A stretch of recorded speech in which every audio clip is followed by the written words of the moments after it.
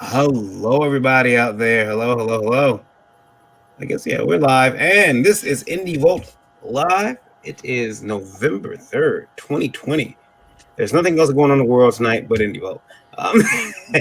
And want to thank you guys. Appreciate you being here with us now. A couple different things we're doing tonight. We're going to have we're going to put out an open call at the 30-minute mark. We're going to have a lot of people coming here. We'll be talking about comics, and we'll be talking about campaigns, and I think we even said we're gonna that's crowdfunding campaigns, not political campaigns. Right. We'll be talking about crowdfunding campaigns as well as kind of like the comics year in general.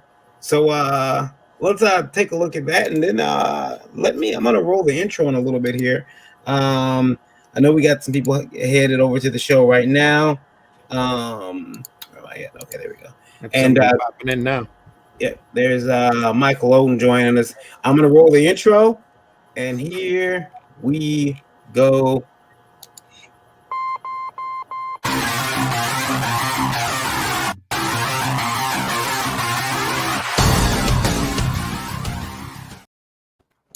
Excellent. We need to make a couple of important announcements right at the start. Oh yeah. And that would be the news and opinions, or the views and opinions expressed in this program are not necessarily those of Indie Vault Media LLC and do not reflect the official policy or position of any guest or sponsors. Viewer discretion is always advised. And our other announcement, of course, it's an important night, so we need this. I'm not wearing any pants. Film at 11.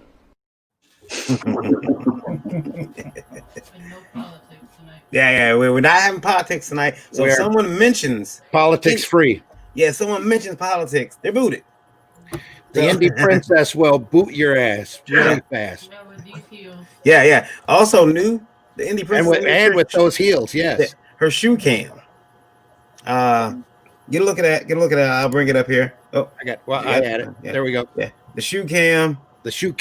We always talk about Lola's shoe collection and how like ridiculous her shoes get, and I'm like, you know what? Like when someone has these change colors, and when someone has RGB in their shoes, we have to Did you charge those up, Lola? I didn't, but I haven't worn them in a while. So. Okay, so they may die tonight. The lights and those shoes may die. They have to be charged up. So now we'll all be worried about Lola's shoes dying. That's great. So and when her camera shakes, by the way, that's her knees hitting the desk. Yeah, as she's laughing. Yeah, are those 10-inch or? It's not an earthquake. 10 or 12. These are probably like 8. Those are like 8-9 inches. Okay, all right. Well, that's ridiculous, man. Michael Morvius says hello from Colombia, South America. Hello. Awesome. What's up? Thanks for listening in. And hello, everybody out there on Indie Vault Radio, all around the world. We love you all. Thank you so much for listening. Yeah. And Dan Stockwell. Hi, everyone. Hello, Dan. Hello, Dan. Hey there, Dan. How you doing, man? Hello. Good morning. Good afternoon. Yeah. So we got some guests here tonight, but I'll do this myself first. Hello, everybody out there. I'm Varian Grant. I'm the founder of Indie Vault Media LLC. Started making comics back in 2008, which is when I decided that I could do this if that person could, and haven't stopped yet. Haven't stopped since. Oh, be quiet. So I'm a father, a husband, a geek, a artist, a writer. Is it illustrator, I guess, instead of artist? I don't know. But anyway, reluctant taxpayer and the person who just like to talk about comics. And I am joined, as always. I want to say, speaking of high school, here's one of my high school friends. Hey, there we go. Taja Riche. Yeah, she's one of Riche. She's one of Lola's high school friends. That's awesome. Hello. First time here. Hey, everyone. Yeah. Hey, Taja. Yeah. I'm joined with the Indie Princess. I'm here. She's here. Hello. Again, introduced to the shoe cam for the first time. So we're going to keep that going. We'll keep the shoe cam going every week. Yeah. Shoe cam. Yeah, shoe cam. There it is. And Mr. Randy Zimmerman, how are you? I'm alive. I'm doing all right. Hey, everybody. I'm Randy Zimmerman. I am an alternative and independent comics creator, producer, editor, everything. I've done just about everything in the direct market that you can imagine. Retailed for a number of years, coordinated conventions, self-published, done it all. So, and I've done it for many, many, many years. Now my specialty is sequential art for advertising and educational purposes, which is a lot of fun, pays real good.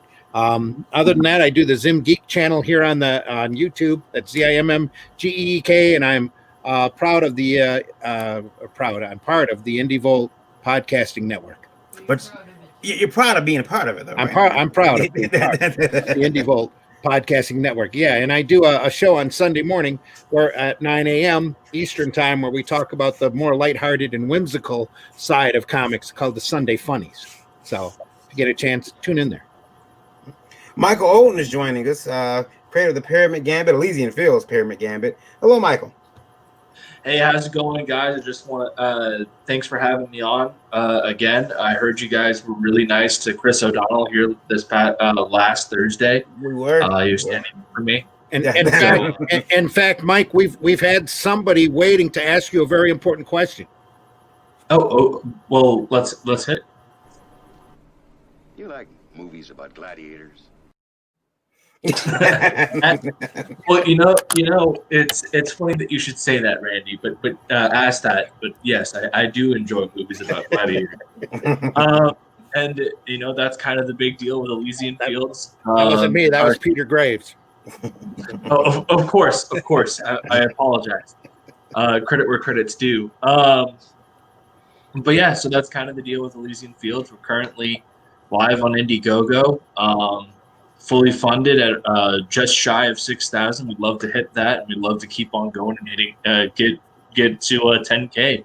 With I think we got a little under 20 days left. Cool. New to the show, but someone I've met before from Cutthroat Comics, the Cutthroat Comics CEO, Josh Nealis. Hello, sir. How are you? How's it going? Well, feel free to introduce yourself. Tell everybody who you are. So yeah, like you said, I'm Josh Nealis, CEO of Cutthroat Comics. We've been going about 6 years. And when I say we, I mean me. So in that time span, we have released, working on comic book number 9. We've released 1 kid's book, 1 self-help, 2 full novels of short stories and poems, and 2 full novels, working on the next one now. And we've just recently released our first comic made by Not Me. So now we're publishing other people's work. It's called Carl Vincent Vampire Hunter. It's on our website, cutthroatcomics.com, along with everything else. Excellent. And that Not Me guy, pretty good, huh? Yeah. Yep. He's got that. Yeah, you know, I love when Not Me does stuff. It's like, Yep. hey, this is awesome.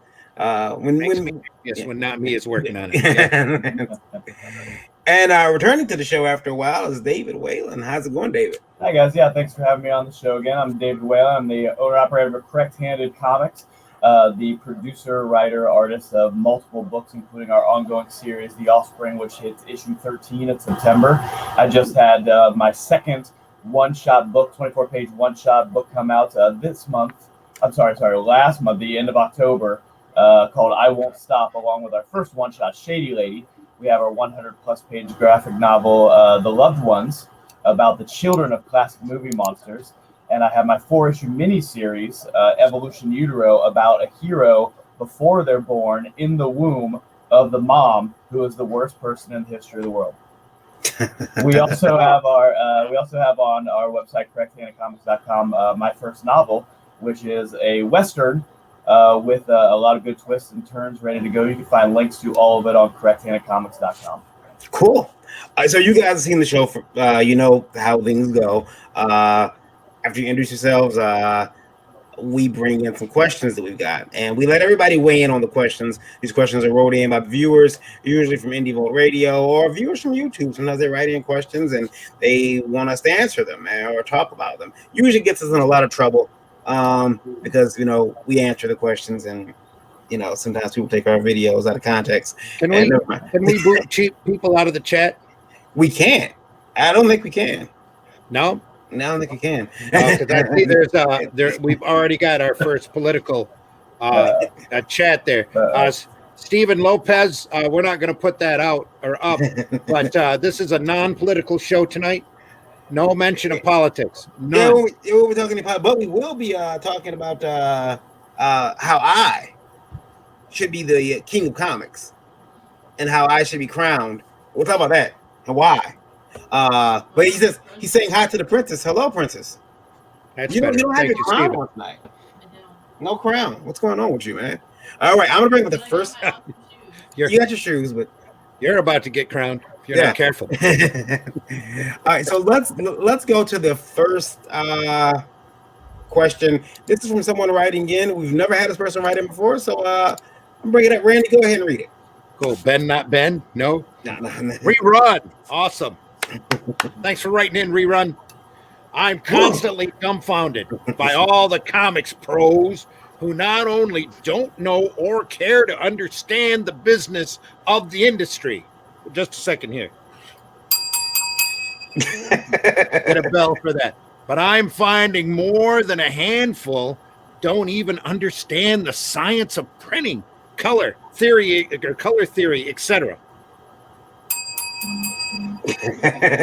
Yes, Rerun. That's why we're here, is to try to educate folks and help them out as best we can. Sometimes, though, seriously, you get this attitude where Can't nobody tell me nothing. and they'll have to go out and find out on their own. Yeah.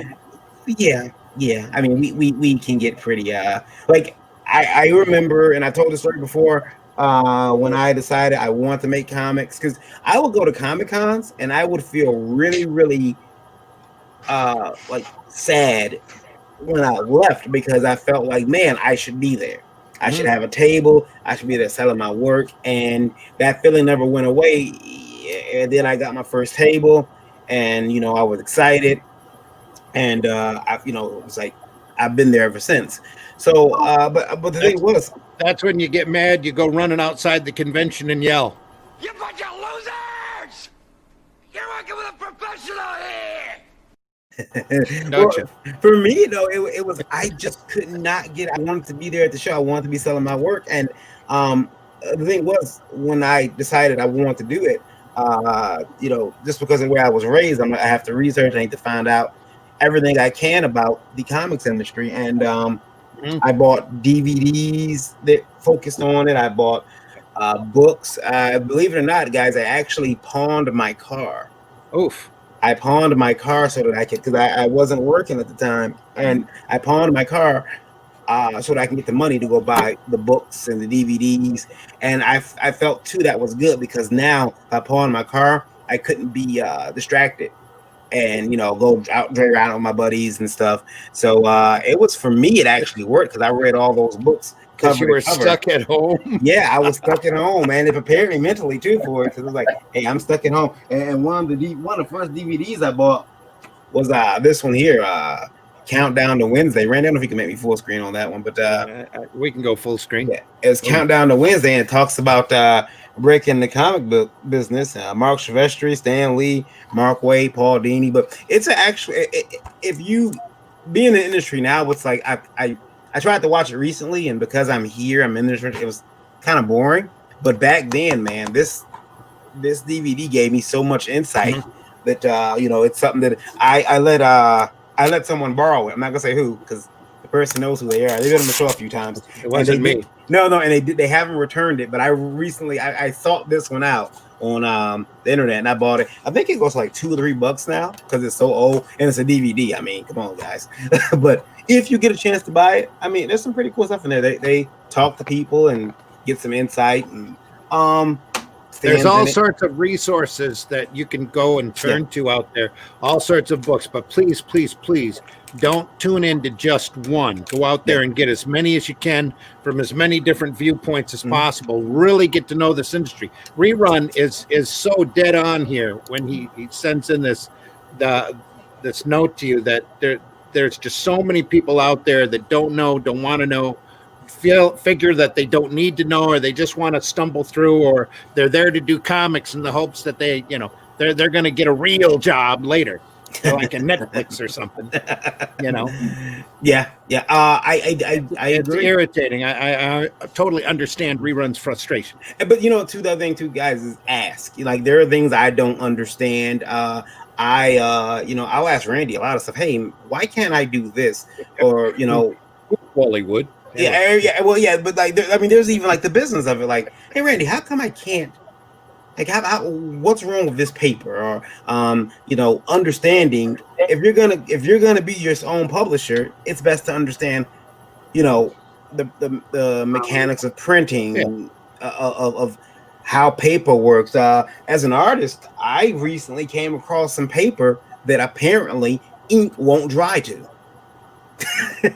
And it's like, oh, this is bad. This ink no, that's not necessarily bad, as long as you know what it does and what it doesn't do. You can use that to your advantage. I could see you layering or putting a layer of ink over top of that and using it as like a scratch board and drawing, almost in reverse on it. Oh yeah, but it just, when you've already got an image that you're trying to ink, it's bad. Oh yeah. I guess David, we'll start with you. What do you think about this? Yeah, I think that especially people that just started out in the business, it's always a learning experience. If whether I'm in, 5 years now of doing indie stuff, about 3 years of doing it all by myself. It's every day I learn something new, and it's that trying to find more, trying to better yourself, trying to get as much information you possibly can. That's an ongoing life learning lesson. And if you're not doing that, then I don't think you're doing your job, not just as an indie creator, but as a human being, right? If you're not trying to learn, then you're just kind of standing still. Trying to get as much and soak up as much information about whatever industry it is for us comic books every day. You can be learning at least one thing new, right? If you've learned at least one thing new every day, then you're doing okay. And on a good day, it could be 5 or 6 or 7 or 10 new things. Mm-hmm. So I think that no matter how long you've been in it, if you can still continue to learn and grow, then you're heading in the right direction. And if you're better than you were today than you were yesterday, then you're doing okay. And I also wanted the Floyd Catcher says, hi, everybody. Looks like Floyd owns a comic shop. Says Floyd's Comics and Toys. Hello, Floyd. Cool. Hey, Floyd. Yeah, Floyd, give us all a call. Yeah, exactly. If you own a store, let me know. We'll run an ad here for you, especially if you carry indie comics. Joe D. McPhee in the house says that is so true. Evening, God. Hello, Joe. Evening, Joe. Yeah, hope you're doing all right.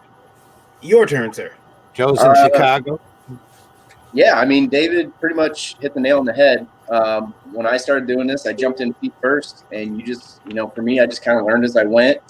The business side of making comics isn't that fun. It's not that interesting, but it's necessary. It's just as necessary as having the good art and the good writing. My suggestion a lot of times is to, if you're new in the business, watch what the other people are doing.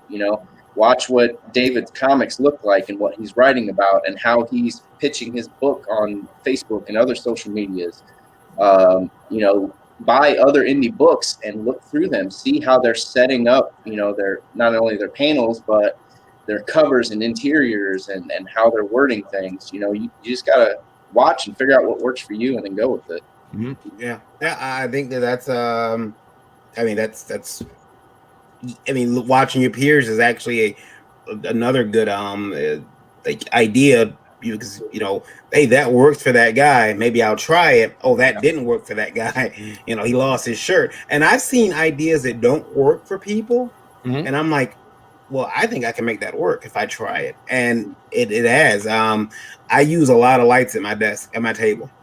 I say desk, but at my table at Comic-Con. It is a bit of a, what do you say, Lola?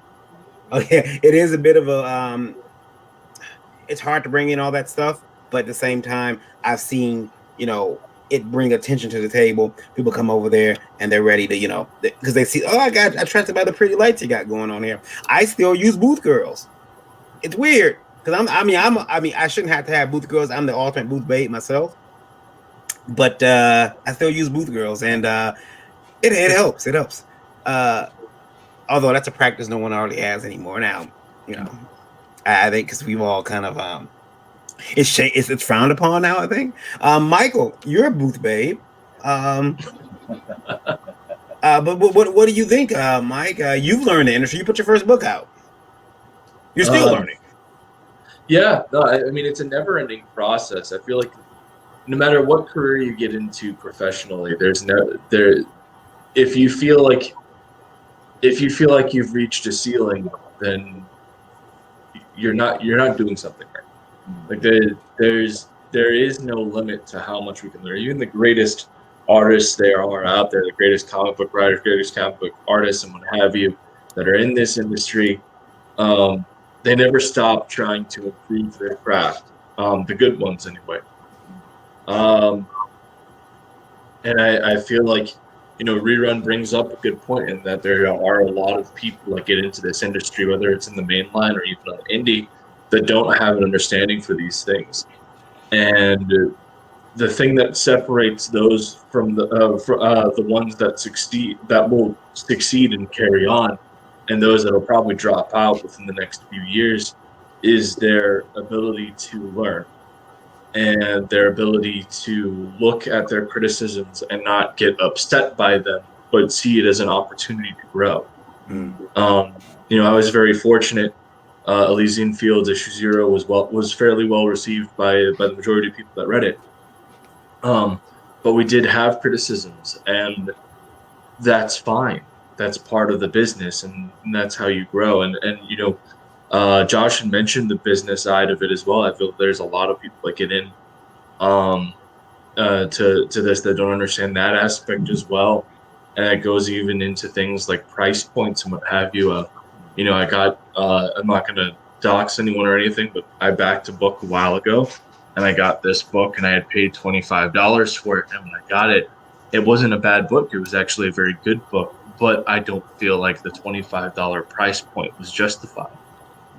Because at the end of the day, like, I got a 32-page book with maybe 20 pages of story, and there wasn't any special cover or anything. Yeah. I think that might be where looking at your peers starts to be backfire on you, because hey, this guy got 25 for his book, so I'm gonna try the same thing. But not if you keep your ears open and read the comments on the campaign, and that you're gonna learn. That's why we do this podcast, is to try to teach people and help them learn and learn from other people's mistakes. Exactly. Stuart Kerr says, "Never stop learning, never stop adding skills." Very, very true, Steve. Stuart, I'm still learning stuff myself. I mean, I'll always be learning. Thanks for listening, Steve. If you want to tip Lola, you can do so at streamlabs.com/indievolt/tips. All tips go to funding her first book, which is nearing completion. Rebel Gaming says, "Word, hello, Larry." Niobe Comics there in the house. Next question. Or next statement, actually. We had a lot of statements. People were very opinionated, Randy. Well, we invite their comments, and they give them to us. Hopefully, that's what helps make the program run. Yeah. Oof, Chris, you're long-winded. Yeah. Was that over 90 words? I don't know. I got it to fit on that card. I got it to fit.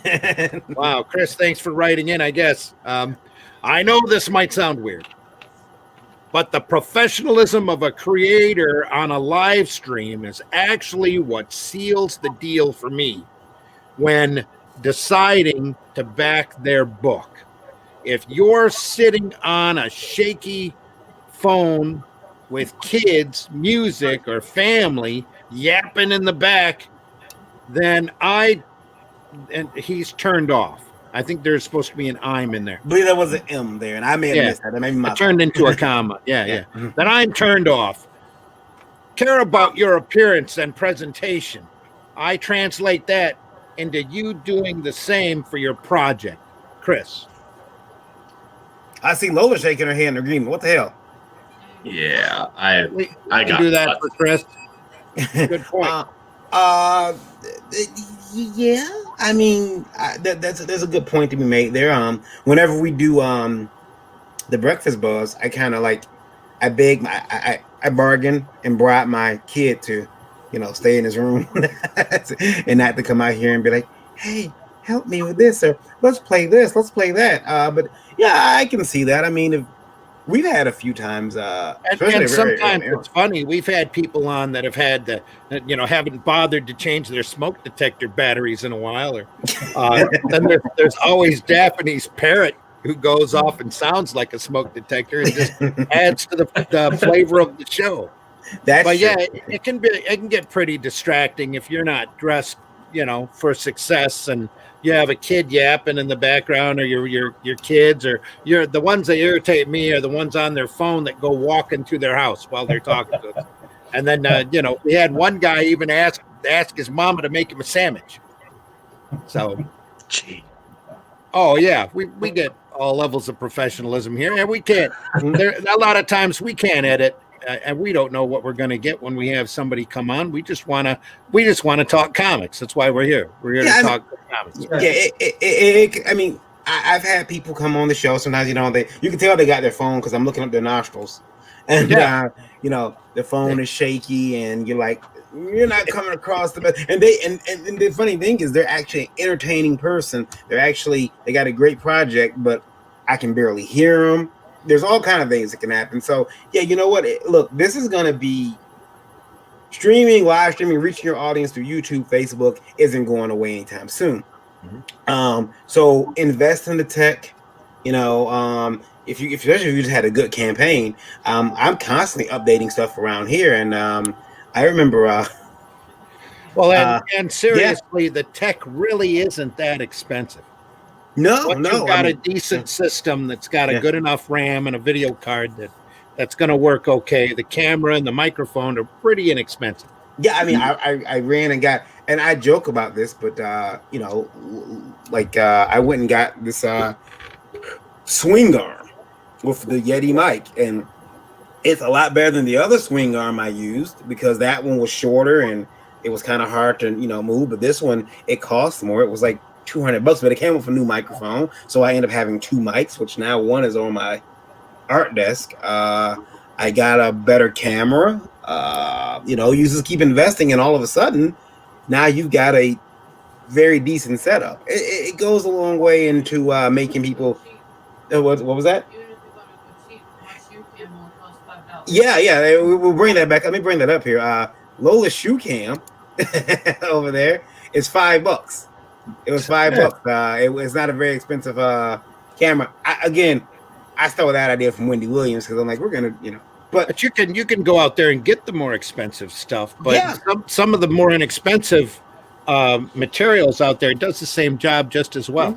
You can start on the low end. Start with the $14 camera. I think Ollie's has webcams for like under $20. Start with that. It might not be the best, but start with that and then move up as you can.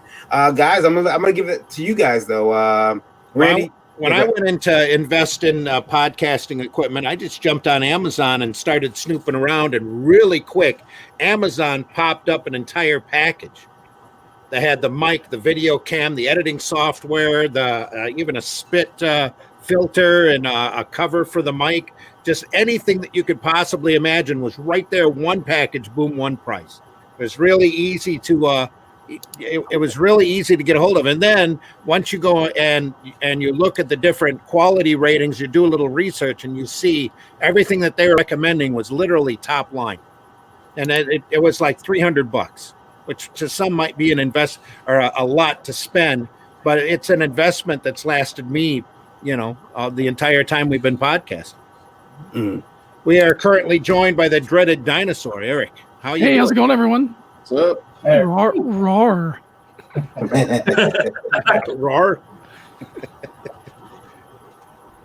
Let's see here. Sorry about that. I was making sure that everyone has what they need. Okay. So it was dreaded by dreaded dinosaur. Dreaded by dreaded dinosaur. Joined by the dreaded dinosaur, Eric Hodson. But we're gonna let David weigh in on this. David, I mean, you've been on a lot of streams. Yeah, I agree on some level. I think if somebody's holding their phone in front of them and it's all shaky and you can barely see them, that's definitely a problem. And clearly I've worked on, presentation on some level, my background and everything. But I think that, the stuff like kids coming in, that can sometimes ingratiate you, I guess, to the audience, to make it a little bit more personal, like show a little bit about who you are and yourself and your life that you have. I think that's one of the reasons that one of the things Facebook does. If it does anything well, it can give people a glimpse into who you are, especially if you're trying to sell something and on some level selling yourself. So I think that there's always that fine line. It's always pushing it a little bit, maybe too far, maybe not pushing it enough at some level. But I agree that if you do a lot of these, it's always better to have reliable equipment than not reliable equipment. And sitting in the dark on your cell phone probably isn't the best way to go if you're trying to sell yourself as a professional creator or somebody that should be listened to. I guess that might be going too far, but you know what I mean. I'll tell you right now, I'm very lucky because a car door, a loud truck passing by my home could set both of my dogs off in a barking frenzy. So I luck out. But we have some things we send out sometimes to people who come on Indie Vote for the first time, and one of the rules is have you arranged for yourself not to be interrupted except by cute pets and kids. We're okay with that. Yeah. You got if cute puppy jumps up there in your arms, no problem. We can deal with that. Josh, what do you think? Yeah, I mean, I can agree with most of that. The camera I'm using, I don't remember how much it was, so it couldn't have been very much. I mean, it must have been like $20. Mm-hmm. One thing I do before I do these live streams is I found that if I reset my router, like go into the settings and just reset it back to factory or whatever, mm-hmm. then you're going to get like a pretty good signal. It's not going to be as choppy and all that. So that's a tip I would give people. If you know how to do that before you do these. Yeah, as far as like the distractions and stuff like this, I make sure, my kid's not here. He's, with his mom or whatever. But when I do my own personal Facebook lives, like if I have like a little announcement or something, part of the time I kind of want him here because he will jump in and be the cute kid, which will, people like my aunts and stuff will start commenting, your reactions that get people watching it. So that's part of the plan too. I'll solicit my kid out there a little bit for some life. Cute kids can sell books. I've used my kids to help sell my books. That's part of the reason they were born, right? Make that money. What do you think, Owen? So professionalism is something that I hold in pretty high regard. So for the majority of that, I completely agree. I feel like there's a level of there's a level of professionalism that is required for every single creator. You have to be able to present yourself. But then I do think that there is a little bit of a line because a lot of like everybody's got stuff going on. Like who knows? Maybe we schedule a stream and you're a single dad and you can't. The person that was supposed to watch your kid during your stream isn't able to. You get your kid as comfortable as they can be, but let's say it's a toddler and now they're just wandering on the screen, just being needy because they're a toddler, they need the attention. And so like, I feel like that there is an extent where it's like, you got to give some of these guys some leeway because you don't know what's going on in their life. They might be doing everything in their their power That's fair. I mean, you don't know what's going on. They could. I mean, there are circumstances beyond your control sometimes that are going on. I remember, breakfast buzz, Randy. I'm always nervous that my neighbors are going to decide to cut their grass, and you're going to hear, that, or the fire department's going to come down the street. And I mute a lot. And then one of my neighbors has a couple of crotch rockets, so he flies up and down the street, and it's zoom, zoom, zoom. You just kids in school, and he's on online school now, so you got that going on in the background. Someone who takes his tech almost, I think, to the point of no return. I know he takes his tech a lot more seriously than I do. Is Mr. Dreaded Dinosaur himself, Eric Hodson. Eric, introduce yourself first, and then tell us where you weigh in on this question. Yep, my name's Eric Hodson, creator of Roddy Piper, the Kilted Avenger, which has shipped. Creator of Dreaded Dinosaur Man on Webtoon. New episode drops tomorrow. We get introduced to the Queen of Samora City. one of the main antagonists. And my way in on this question is this stuff is learnable, but you have to start somewhere. So if you aren't starting anywhere except for just on your phone with whatever you got, it's better to get started, because one of the things, like, Varian said, I take things seriously. I still haven't started doing regular YouTube shows because the perfectionist level isn't where I want it to be yet. So there is something to say for, don't start until you're ready, but then you never feel ready because it's never good enough. Yeah. I got the sound. I got the sound baffles here. I got my anime girls here, comics on the back wall. I got the Marantz video turret, which is what I'm broadcasting on right now, that has the built-in microphone and HD webcam. The Ganto key light over here with some liquid gels on it to give it that maroon tone. And this is all stuff that I picked up. All these lights up here are all like, the RGB day glow crap. So you try to put together what you can, and you piece it as you go along. If you can't go out and buy a big budget, you just add new things as you go along, and eventually you'll get there. But you can't get there until you start doing it, because a lot of this you learn by doing. And look around. Like I said, I made this joke earlier, but Lola's shoe cam cost $5 from Five Below. It was $5 at Five Below. Okay, I can spend $5 on a shoe cam. Now, is this for the foot fetish audience that keeps emailing in? It probably them, and the fact that we always make comments about Lola's shoes being 10, 12 inch. You've seen them at Comic-Con. She just has these huge heels on them. People take pictures of them. They're like, "Can I see your heels?" And I'm like, "She come around the table, sure." Let me tell you a weirdo story. Okay, I was part of a cartooning group for a little while. One of the guys in there was truly a creeper, like truly a creeper. And one of the stories I heard about him was his thing was toes. His thing was paying women to squish chicken McNuggets with their feet. I'll do it. I'll do it. Yeah. Jen Any says specific toe or just all of them? I think it just happened to be, just squishing All them the nuggets. It doesn't have to be like the big toe or the pinky toe with any of them. I guess it depends on how dexterous your toes are. Like, It probably just depend on the size of the chicken nugget too, right? I guess, I didn't look after I heard the story. I'm like, I'm gonna stop associating with this person. Jen, hello. We should warn everybody we are TVMA DLSV. Jen says hi. Anthony Figaro says hail, gang. Hail, Anthony. Anthony. Anthony will be here in a few minutes.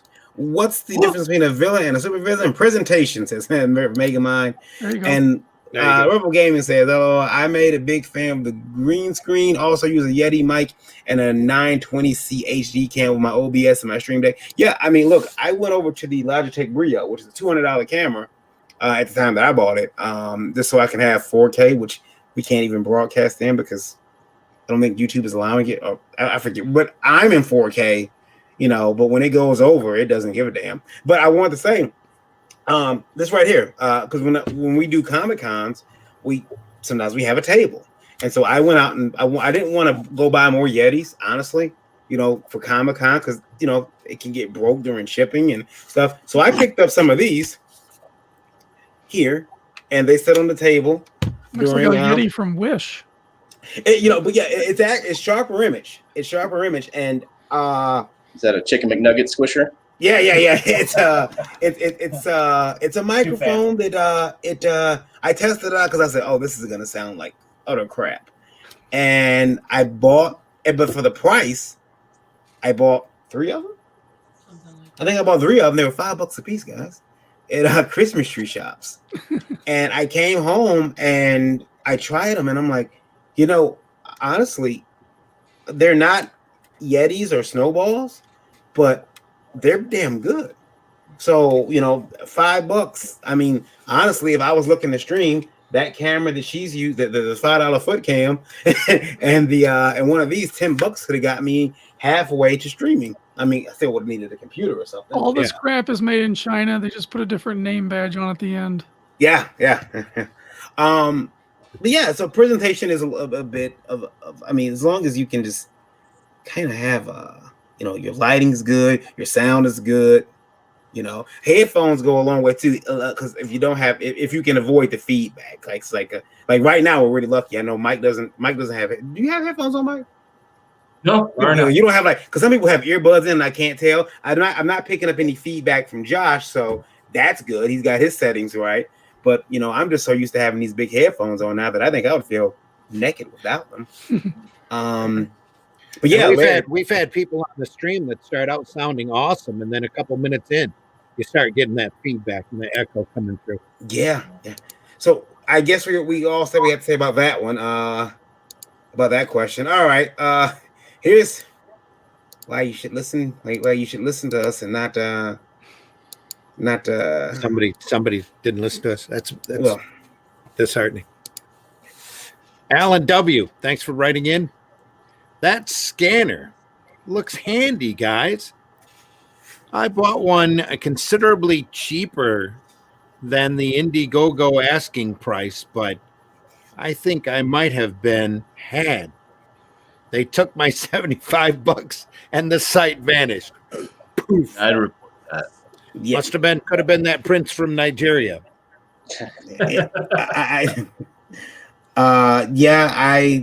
I did see a couple of sites popping up with the scanner, especially after we had advertised it and they were like, "Hey, you can get the scanner for this unbelievably cheap price."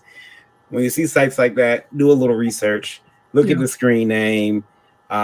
Sometimes it's too good to be true. And in your case, Alan, if you didn't buy it from Caesar, you've probably been taken for your money. Not just that, but I would totally recommend, Alan W., that you change your passwords on your accounts immediately. Yeah. Because you just gave out your information to somebody that disappeared. One of the things I learned is that he might have bought this off like a Facebook ad.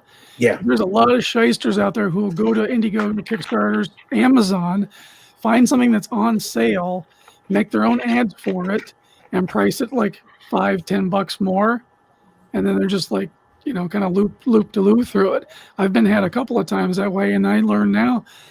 I see something that pops up on Facebook or Instagram. Oh, that's cool. I'm gonna go look this up on Amazon. Mm-hmm. Kind of like when you get an email from your your web service provider that you never paid money to, saying that they need your account information. Yeah, I had a situation a little while ago, and guys, you might find this too especially if you maintain your own online store. I had somebody reach out to me and they said, "Hey, your site has been charging me $40 a month for services that I don't use your site. Could you please send my money back? Here's my information." And I'm thinking, we don't have anything like that would charge you $40 a month. I'm certainly not getting your money. And I sent the email over to PayPal and to Store Envy, who is my site is through, not my site, but my store is through. And I'm like, "Hey, what's going on? Maybe you guys should do something about this." And both companies thanked me and said they look into it. But yeah, a lot of people out there scamming right now, so be very careful. Unfortunately, if you want to get that scanner though, Alan, you can like our page and like our Facebook, or not Facebook, our YouTube, and subscribe to it, and you will be in the running to win one of those Caesar Ultra Shine scanners, which we'll show a video for at the end of the show. But I guess you guys really have to weigh in on that. I mean, but just other than just saying, be careful. Be extremely careful. Yeah. Who you give your information out to. And don't be afraid to change your passwords anytime you give your information out to a smaller site. Yeah. Joe says, "Hey, Kristen, how was the evening going? You were looking well. I'm having a good evening as well." Who is the rest of this group of hooligans? Yeah, we got, as always, Joe, I'm here. Randy, we got David Whalen, Josh Nealis, Mr. Michael Owen, and Eric Hudson, the dreaded dinosaur in the house. He only cares about me. Yeah, he only cares about you. He's like, who's everybody else? He's the one you bought the shoe cam for, isn't it? Yeah. So we got Hey, Joe, shoe cam. Yeah, she's got her shoe cam out there. Wiggle that foot, will you? Dance or something. I think your shoe died. Yeah. What's a flip? Oh, there it is. Are they both on? Yeah. Oh, okay. All right. So shoe cam, Joe. Shoe cam. It's got to be worth the tip. I still remember when Joe first met me. Yeah. Joe's first comment was holy boobs, and That night, is that what he said? Yeah. Then he got a chance to meet Lola that night. It's very funny. All right. We read that one. Oh, so we only got one more, and it's directed at me, but I'll let Randy read it still. Directed at you. Yeah. Cool. Oh, L. Nolan. Hey, buddy. Thanks for writing back in. I want to sign up with Liberty Distro. Marion. But I have a few questions and concerns. First, what makes it different from what makes it different from Diamond? $2 million. Oh, and Marion might care. Anyway, could you explain the Liberty Pledge again? As if I'm a first grader, how does that affect my payments? And finally, how do I know if my comics are selling through the service? All right, well, I'll be very quick. B is for bubble wrap. Yeah. I'll be very quick. Good boxes. So Liberty Distribution is a distribution company for independent produced content, mainly comics, but we do have other stuff in there. That I created. I started the company. About 4 years ago, but I did research into I wanted to make sure that I researched it and understood what people needed first. So here's just the box. I have a box right here. It's one of our boxes. This is a standard box the comics ship out in. We do have a smaller one. Let's open this one. We do have a smaller one, but a bigger one. I'm sorry, but this is the bubble wrap. Our books come bagged and boarded. So we got a lot of So for instance, Book of Mine, Psycho Sirens. They come bagged and boarded. They're ready to go. We call that from ship to shelf. But one of his questions was, what was it? Let me see it again. I'll bring it up. Oh, yes. Oh, there it is. What makes it from Diamond again? I mean, what Randy said, I might actually care. You're different. Why are you different from Diamond? Well, we have a couple different policies. One is that when you well, packaging is one thing, but also when you sign up, when you get an account through us, you are able to go in there, and when you upload your books, you set your own pricing. So Diamond usually is like, hey, here's the pricing, here's what you're gonna offer to the retailer for. Yeah. Well, we're gonna let you set your own pricing for that book or for whatever it is you're, needing to have distributed. The other thing is that we have everything in stock, so that there's no we want to protect our retailers as well. So we have everything in stock. Our orders will go out within about 1 to 2 days after being placed. The Liberty Pledge is before you get to that, though, you need to also point out that your differences between Diamond is that there's no exclusive favoritism. Oh yeah, there's no direct exclusive. Everybody gets the same deal, and there's no back of the bus green section. Yeah. There's everybody's on. Always driven me crazy when it comes to Diamond. Yeah, everybody's on the equal playing field. There's no, I'm not playing favorites. You can buy an ad. Our ads are very affordable. If you want to buy an ad in our printed catalog, The Declaration, you can buy an ad. It's very affordable. What was that? Oh. Yeah, you can. You can even buy, if you want, and this is something that a lot of people have told me they like. You can buy the back of our board. It's available to purchase. It's actually break it up into squares, so you can buy an ad on the back of the boards here because all the books come pre-bagged and boarded. So you can buy an ad there. And the cool thing about that is these are 10,000. I think we get 10,000 of them. So that's 10,000 times the exposure. That's 10,000 units that you get a chance to have exposure on. And as long as that book is out there, your ad is running. So your ad could be running potentially for years. Again, very affordable.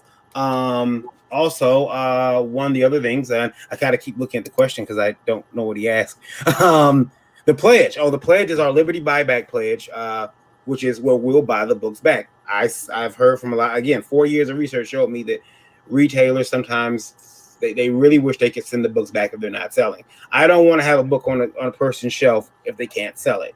So we offer a buyback pledge where we'll buy the books back from the retailer, and we want to get that book in a store where it can sell. Because it's not saying that book can't sell. It just maybe it can't sell at that store. Maybe that store just doesn't have the audience for that book. So we will buy it back. And how do you know if the comics are selling through the service? Every time you get an order, or we get an order, you get notified. You have a dashboard where you sign into your account. You see how much you're owed. You can request payment at any time. And you know where your books are going. You know what state they're going to, and you know how many that we have in stock of your book and how many are getting sold. We offer free pickup. So if you print through Comics Wellspring, which is here in Michigan where we are, we'll pick them up for free for you. Or you can ship them to me too. We have some shipping discounts too if you need to ship them to me. Because again, I'm not a retailer. I'm a publisher. I understand how money's tight, and shipping X amount of books across the country to me, to our warehouse, could get expensive. So we have options available for that as well. But that's how we're different from Diamond Damn It. And we got a pretty cool mascot. If you're interested in checking out Liberty, ledg.us is the website. ledg.us. And we ship through UPS exclusively, basically. We have used some other sources if we have to, but usually it's UPS. 99% of the time we ship to UPS. But that's how I refuse to let this show turn to a Liberty distro advertisement. Yeah, so yeah, there it is, L. Nolan. And I hope to see you there. You can sign up on Liberty, ledg.us. You can sign up there. Takes about 48 hours for me to, get your account set up. But other than that, yeah, look forward to seeing you on there. And that's the last question. So Randy, I'm gonna let you guys. We should probably also point out that anybody that's interested, especially out there in Indie Vault Radio Land, that's interested in Liberty, it's a very easy address to get to: www.ledg.us. That's right, ledg.us. You can just pop over there. You can register there as a retailer or a vendor. I'm chilling, and I don't even have a share in the company. Yeah, you can pop on over there and register. It's super easy, and I look forward to seeing you guys over there. We're getting ready to ship our first printed catalog out, even though we've got orders, but we're going to ship our first printed catalog out in January. So excited for that too. Yep. Because I just want that printed catalog. That's how we're like Diamond. I got a printed catalog too. Joined by Joe D. McPhee, and now we can get into talking about these people's fine books and fine products they're going to be releasing soon. Randy, suggest that. Yeah, I will let you take over. I got to step away for just a hot second. You're going to step away for a hot second? For a hot second. See? hot second. Yep. Okay, well, if somebody else comes in, you might have a hard time getting back on. So. Yeah, well, no, I'm not. I'm going to. As long as you know. So we're going to talk to Josh and David about their products. Josh, what's up? Tell us about Cutthroat Comics. And Michael Oden too. Don't worry, Mike. I haven't forgotten you. But Josh, tell us about Cutthroat Comics. Yeah, I mean, like I said in the kind of opening statement, we do kind of starting to focus on comics more than the books and stuff because they're a little bit, they're not cheaper to make. They're cheaper to print, not cheaper to make. But currently we have 4 series running. 3 of them, so we had 3 series running. Those are coming to an end, and that was 3 superhero series. But it's kind of emulating the MCU where they start to tie in together. So in probably April or so, we'll be doing our first Kickstarter ever, which will be for that team book number 1. So you haven't done a single crowdfunding campaign, huh? I've not. Awesome. Yeah, it's but I'm seeing a lot of people have success with them, so I'm like, well, I guess I'm gonna have to give it a shot and see how it works. Absolutely. But yeah, so Stingray 1, 2, and 3 are available on our website. That's Curse Words and Violence. And then we have our satire kind of comedy book, which is called Pedo Man and Kid Friendly. 1, 2, and 3 are available of that right now. And then Ginger Avenger 1 and 2, which is kind of something you might see from Marvel or DC. That's available. Ginger Avenger number 3 should be out by Christmas, I'm hoping. And that's like the penultimate of these 10. It's 10 total books in this story arc. So that'll be the last one, and then the team book hits, and that's kind of our in-game kind of thing. And where can listeners see your stuff? Cutthroatcomics.com is there's little promo videos by each book and each comic. Yep. Awesome. And then the other series we just started, like I said, this is that Carl Vincent is the book by Kevin Given. I didn't make that book. I did the graphics, but that's all I did on it, really. It's pretty cool. That's issue number 1. Not sure how many he's planning on doing. I know he's working on number 2 right now. We don't really have a time, with Comic-Cons going down and stuff. I kind of told him, just get it done when you get it done. We don't have a specific time frame. So you've been selling primarily at conventions. Yeah, cons was big for me. Yeah. And obviously this year I've really had to pivot. Yeah. It definitely hurt my specific sales point. Mm-hmm. So I'm trying to do more online sales and stuff. And like I said, I'm going to do a Kickstarter. And after that, I'm going to be looking into doing some kind of distribution service. Cool. And again, that's cutthroatcomics.com. Yep. And it looks like you have a few other things there you're offering as well, or are those just outside ads?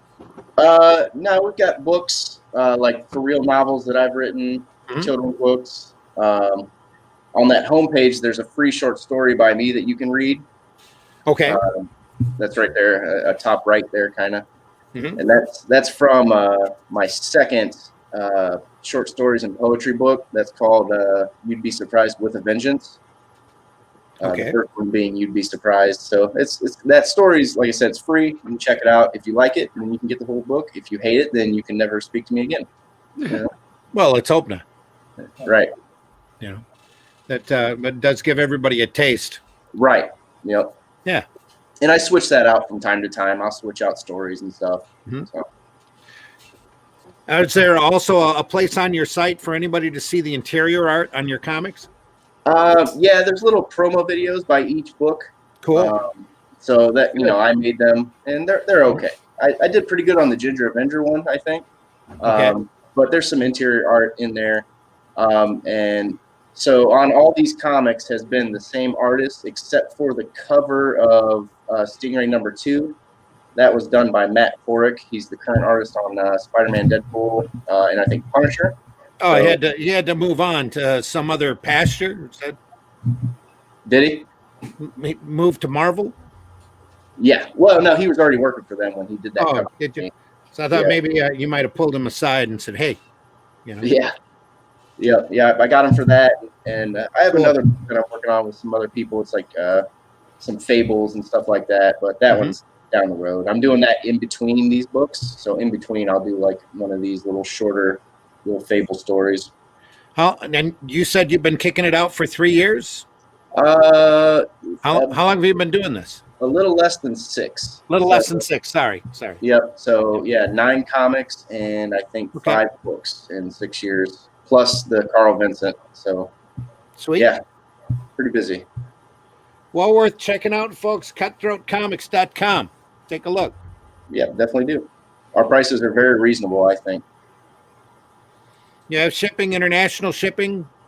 I've not had to do that yet. I don't know. I mean, it's the store is through Store Envy, so if it allows that and it charges, the right price for that, I would ship it. Well, we're hooked up through Indie Volt Radio, so we've got listeners all around the world. So okay, yeah, that might start being a thing for you. Yeah, that would be nice. Yeah. If you can buy it and it goes through, I'll ship it. Okay, fantastic. Looks good. David, tell us about what you're doing. Josh, those books look awesome. Thank you. Pedo Man and kid friendly. That's pretty awesome. I can check that one out. It's a lot like Family Guy. I like the Batman Mask of the Phantasm type cover. Really good. Yep.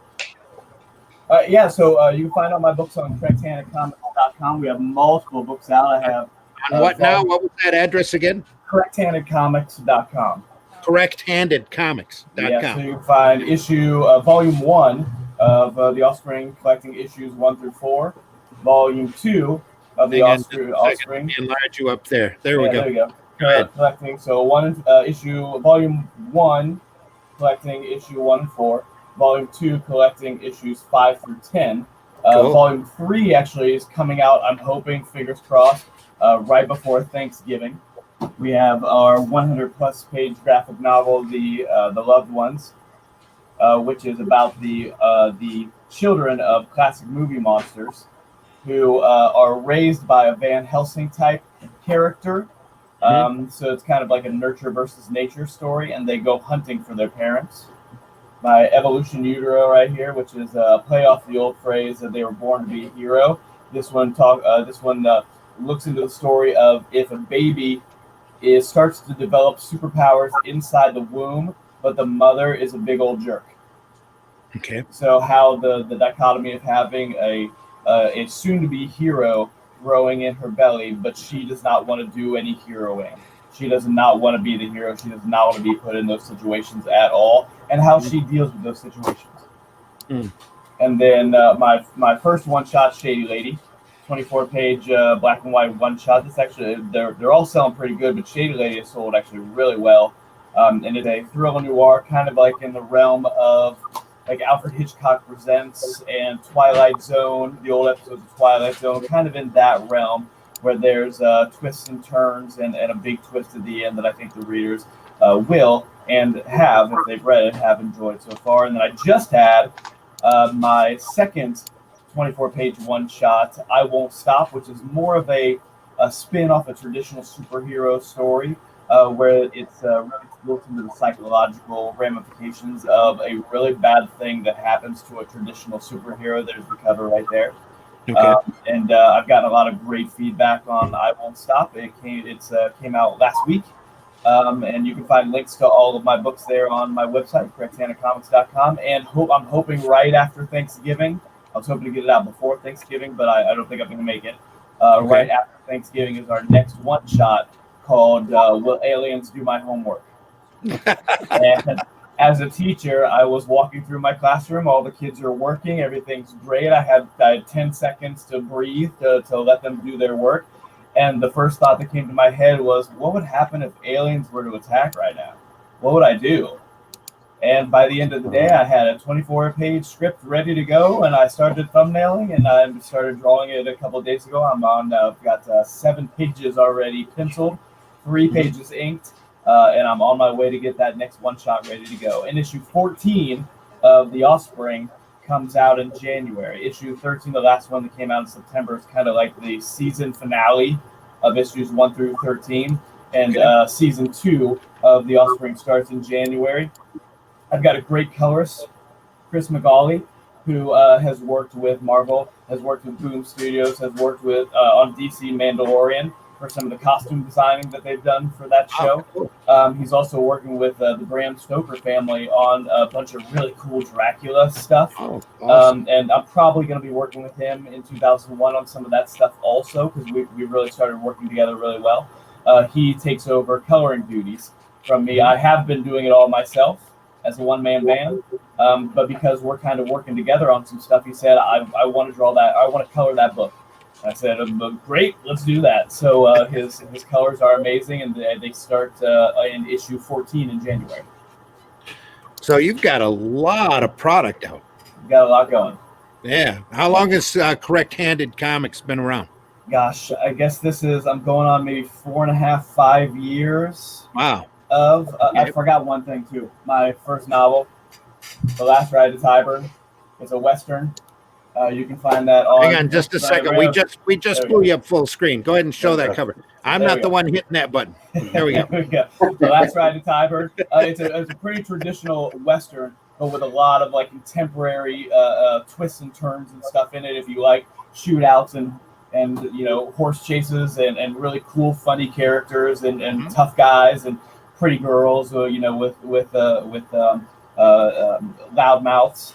You'll like The Last Ride to Tyburn. I think it's got, again, a pretty good ending, pretty solid ending that'll kind of catch people off guard, but looking back and thinking about the story, we'll go, oh yeah, that makes perfect sense. So would you call that kind of a pulpy Western? I would. I would say that I'm a big fan of like Louis Lamar type westerns. That kind of stuff. So it's very grounded in that kind of like spaghetti western type Absolutely. thing. But also tried to add some very contemporary things in there to be able to kind of bring it into some of the westerns that I grew up with, but also put in things that would make me laugh and make me excited about reading or seeing or being involved in this western. I quite honestly, it was my first book, and I can't be more happy with the way that it turned out. I'm working on my second book right now. For the last few years, been working on. I'm hoping to be able to get it out in 2022. And it's a ghost story that I think has a real different ghost story twist to it that I think people will enjoy. I'm going to take some water at that. What kind did you find it a different switch moving from comics to a prose novel? Definitely. Yeah. Comics, I don't really write much of the script out. I'll do some thumbnails. I'll do like an outline of what I want to achieve in the book, whether it's a 24-page one shot or it's a long 3-issue or 4-issue story arc. But for comic books, I mostly thumbnail it out. I have my little binder where I'll have the little rectangles in there. I'll go, okay, this is what I want to have happen in this, in this scene, in this story. And I start with those visuals first to be able to say, I need this, and this to happen. Now, how do I get there? And I'll start the outline, and then I'll start thumbnailing it. I'll have it all good to go. For novels, so the novels and writing in prose, it's definitely more of really going through the full outline, really making sure that every step of the way I know exactly what's going to happen, exactly how it's going to happen, and constantly changing and constantly editing and constantly, I'll wake up with a better idea. Oh my gosh, I've got to put that in to be able to, and find a way to be able to put these different ideas in, but while still keeping with the heart of the story. So it's, anybody who's ever done it knows it's a ridiculously long process, but a fun one. For me anyway, that I hope shows in the story. Good. Pixel Trader says, yo, politics suck, give me some comics, which we agree with. In fact, any mention of politics tonight gets you booted. Get you booted. Yeah. Yep. But Pixel Trader also says, LOL, the Indie Princess has a shoe cam now. This was Rob's idea, wasn't it? No. That means we take you off the air, Joe. Yeah. We knock you right out. You're not here anymore. You're gone. Joe hasn't mentioned politics, has he? No, he hasn't. No, Joe hasn't mentioned anything. He's been real quiet. We should also mention to our radio listeners that we have added Anthony Figaro from the Great Comic God's Hand. That is, I believe it's fulfilling now, isn't it? He should be just about there. And he's off the last day. Today is the last day. The last day for the campaign. He's probably on here to announce that he's closing down the campaign because today was supposed to be the last day. He's probably busy closing it now because he's not in front of the camera or the microphone. Well, as the classy inker on the book, I can tell you it is well worth it. So if you can still get it on Indiegogo, you need to go there and get it now. There you go. While supplies last. Run over there and take a look. While supplies last. I did about that book. And again, that was David Whalen we were talking to from correcthandedcomics.com. Varian, do you have numbers? I can grab them 1 second. Because we are hitting the, we passed the top of the hour already. Just zoomed by. The program's zooming by. Yeah, right now we're cruising along right now at 51,804. There we go. 51,804. Right now, one, I think Germany, one, I think Ireland, Australia, and I think that, and we actually got New Zealand there too now, so that's pretty cool. And do those numbers include China, or did they already pull the plug on us? I have not seen China up here, so yeah, we have they probably did. Yeah, we'll get pulled pretty soon from there if we are up there again. But yeah, I want to thank you guys for listening, and also, I can't let that hang out there. The shoe cam was not Rob's idea. It's an idea I stole from Wendy Williams. She had a shoe cam, and I'm like, hey, we're gonna do that. And, yeah. Lola has a big shoe collection, so I'm like, you know what, we're gonna show off your shoes from now on. She showed off her Nikes, but her Nikes don't glow. Nikes don't have RGB. But do they have 6-inch heels? No. I don't think we'd even She does have some pretty cool gym shoes though, but she doesn't actually own that many pairs of gym shoes. Everything's got a heel on it. Everything. It's weird. So yeah, who are we at to next? I'm sorry I stepped away for a few minutes, but now I'm back. We got Mike, Anthony, Eric, and Joe to talk to you. Okay, all right. So, Anthony still hasn't introduced himself. Anthony, introduce yourself. Anthony, go ahead and introduce yourself, sir. Anthony's here. Anthony, hello. Hey, No. my name is Anthony Figueroa. Do you need me to say some more or what? I don't want to take away these. I stepped in late. I'm Johnny come lately. I don't want to step on these beautiful projects in here. My name's Anthony. I have I've returned from my final appearance on yeah. You know, I'm come back to end it where I all began. My campaign is ending tonight, and this was the first live stream I ever did.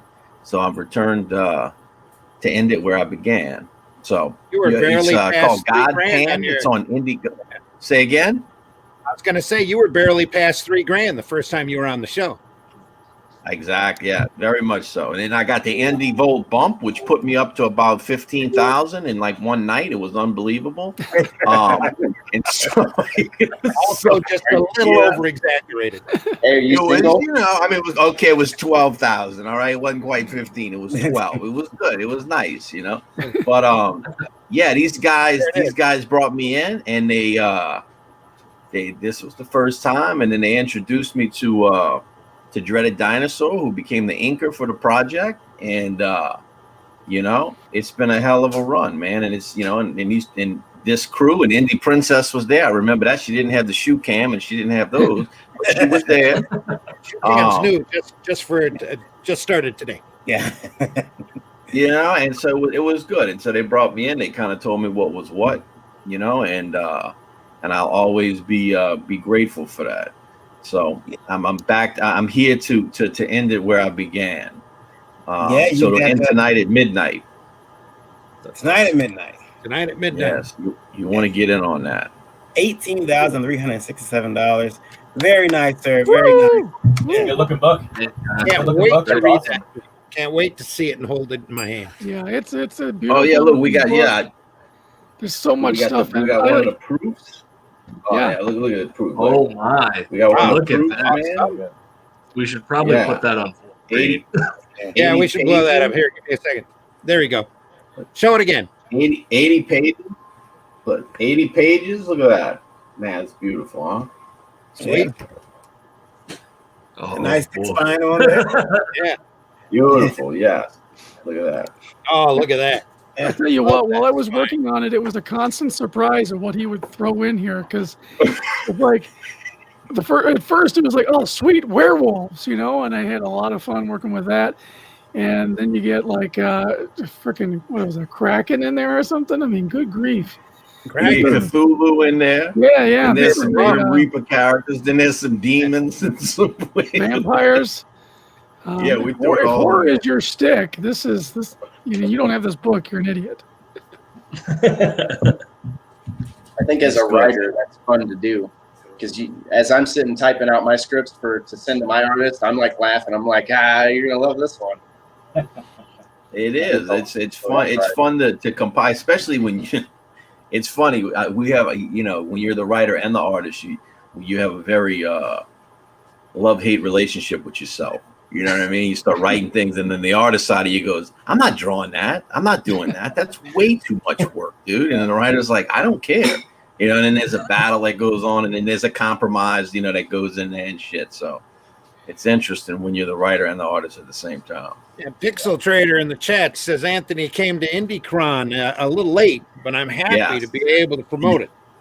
Yes. Me and Pixel had a conversation. I think I went on there maybe 2 months ago, if that. I might have even been that long ago. It might have been a month and a half. And it's not because Randy and them didn't mention it. Randy mentioned it, Varian mentioned it, Eric mentioned it, they all mentioned it, and I just never got around to it. And then about a month and a half ago, I'm like, I think I'm supposed to be on this. Let me check this out, man. And I look up IndieCron, and I get contact page, and we start bullshitting. He's like, bro, what happened? I'm like, man, I dropped the ball on that, but I'm here now. So, you know, and he was very generous, very gracious, man. You know, hooked me up and everything and put me out there. So I appreciate that, Pixel. Cool. I meant to show everybody a cool gift I got, Randy. And we need to get Pixel back on here too, because we haven't promoted Indie Crown very much here. And it does provide a really good service for folks looking for books to read that have a crowdfunding campaign that they might overlook. Yeah, we've been. In fact, I need to make sure that Pixel and I talked about doing a little plug-in or even a line of code that allow me to like take like the top 3 or 5 books and have them on indievolt.com as well. It's a little small, widget that will show you. Take a couple of minutes out to give a top 5 campaign once a week too. So that wouldn't hurt either. I got a real cool gift. Indie Princess got me a cool thing that I needed. This isn't from AdamandEve.com, is it? No. She left there. She said, I bought you something. And AdamandEve.com needs to be a sponsor, at least of Geekgasm. Well, yeah, at least listen. That's probably where her shoes came from. Could be. No, she got me something else, and everybody who knows me knows this is going to be great. It's going to be. Oh, well, shoes were a gift from a fan. Somebody actually, she has a P.O. box, people send her stuff, but no, she got me this. Wait a minute, we have to enlarge that. Where are you at here? There you are. Okay, a ladle. It's a big silver spoon. It's a big silver spoon. Oh, there we go. I get it. You want to eat soup at a distance. You might be able to explain that to a few of our radio listeners or listeners that aren't up on the lingo.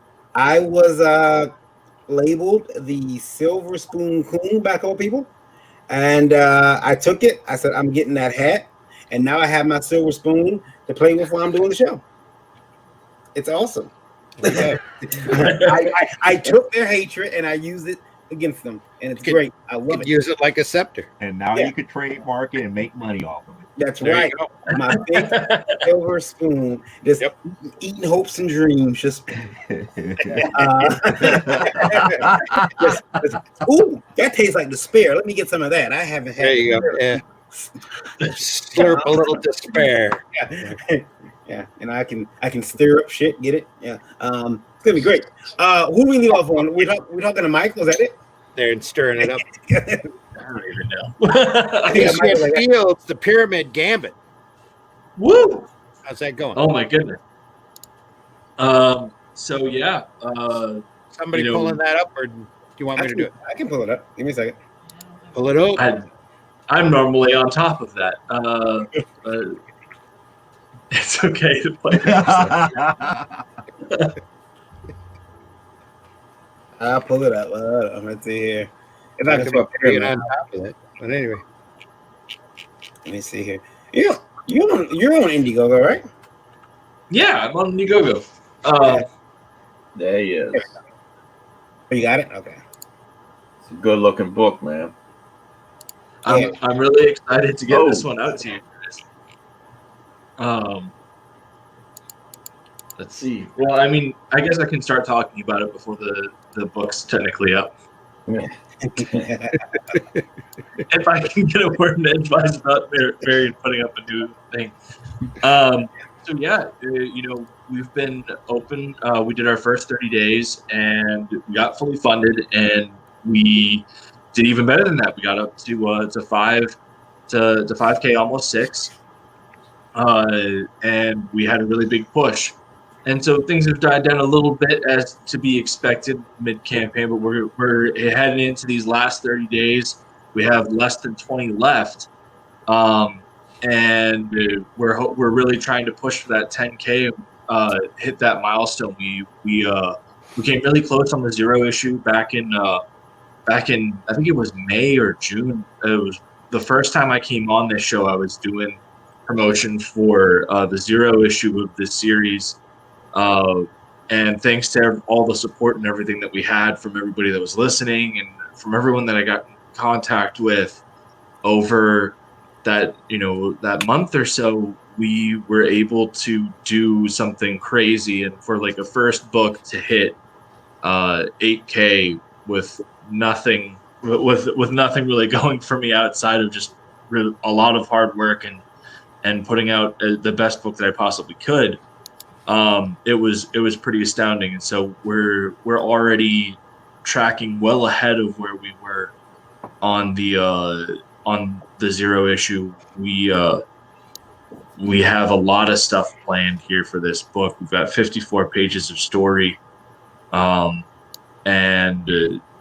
just an absolutely fantastic book. I don't really know what else to say that hasn't already been said. I've been on this show quite a bit. Marcelo's art has been going through the roof. We hit that 5K stretch goal, so Luke Stone is finishing up the trading cards. So we'll have those here soon to reveal to everybody, and every single person that backed the book is getting those trading cards. I'm really proud of this book. Marcelo has done a fantastic job. We were able to bring in a lot of talent to do variant covers and pinups, and it's been a tremendous experience. And then I know I've talked about it a lot, but we've been partnered with the Special Forces Charitable Trust, and thanks to all the efforts, we've raised about around $400 for that organization, and I can't thank everybody who's come out to support what we're trying to do with that organization enough. Like it's a tremendous cause.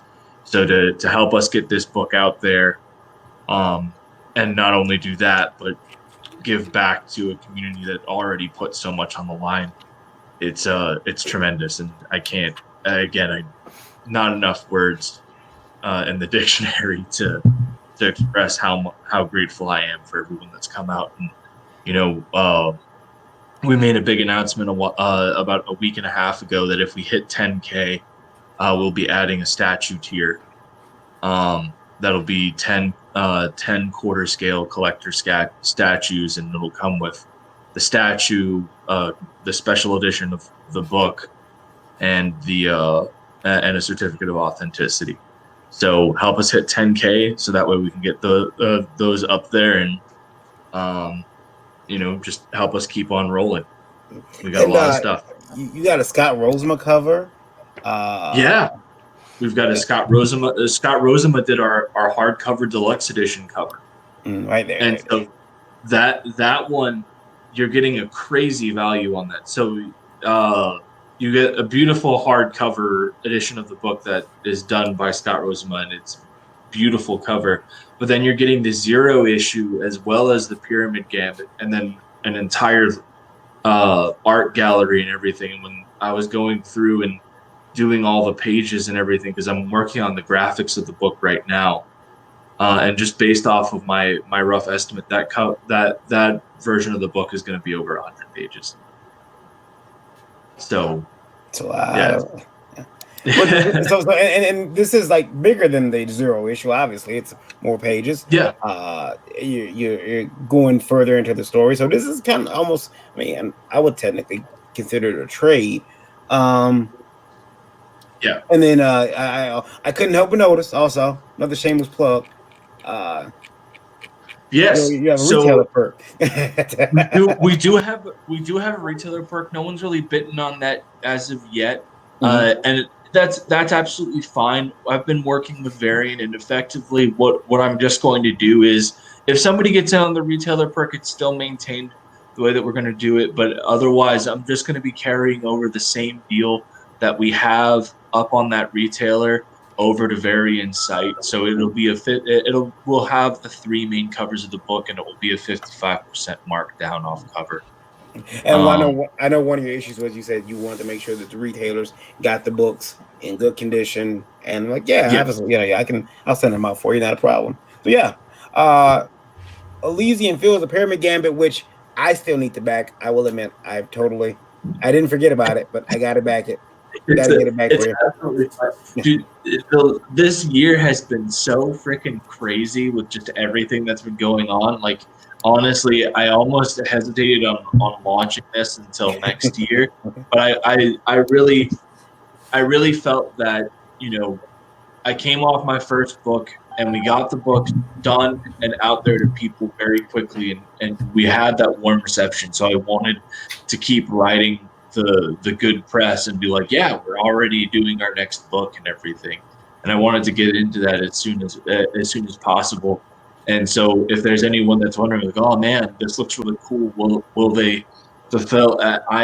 It's something that I do take great pride in. Is if I say that I'm going to do something by a certain time window, I'm going to follow through on that. And if there is any delays or anything like that, you will know. I am very good about communicating with my audience.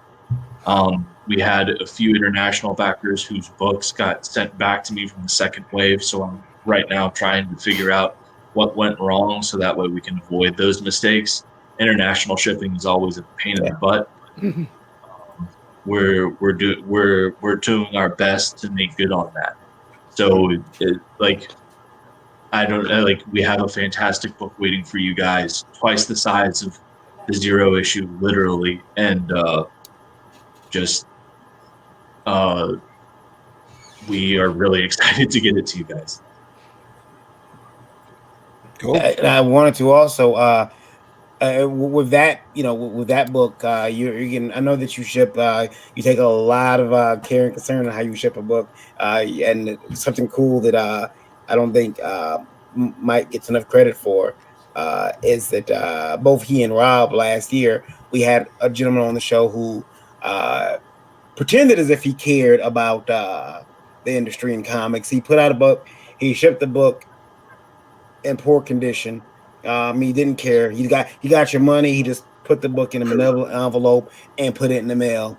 And the books, everybody, well, not everybody, but a lot of people who got the book damaged. And Mike and both Rob Anderson decided anybody who watched Indie Vault who got that book, they sent them out a free copy of their book just to make up for that. So I don't think Mike gets enough credit for that, but that was something that he did. So the guy, he's passionate about comics, passionate about protecting the industry. So and again, I don't thank him enough for that either.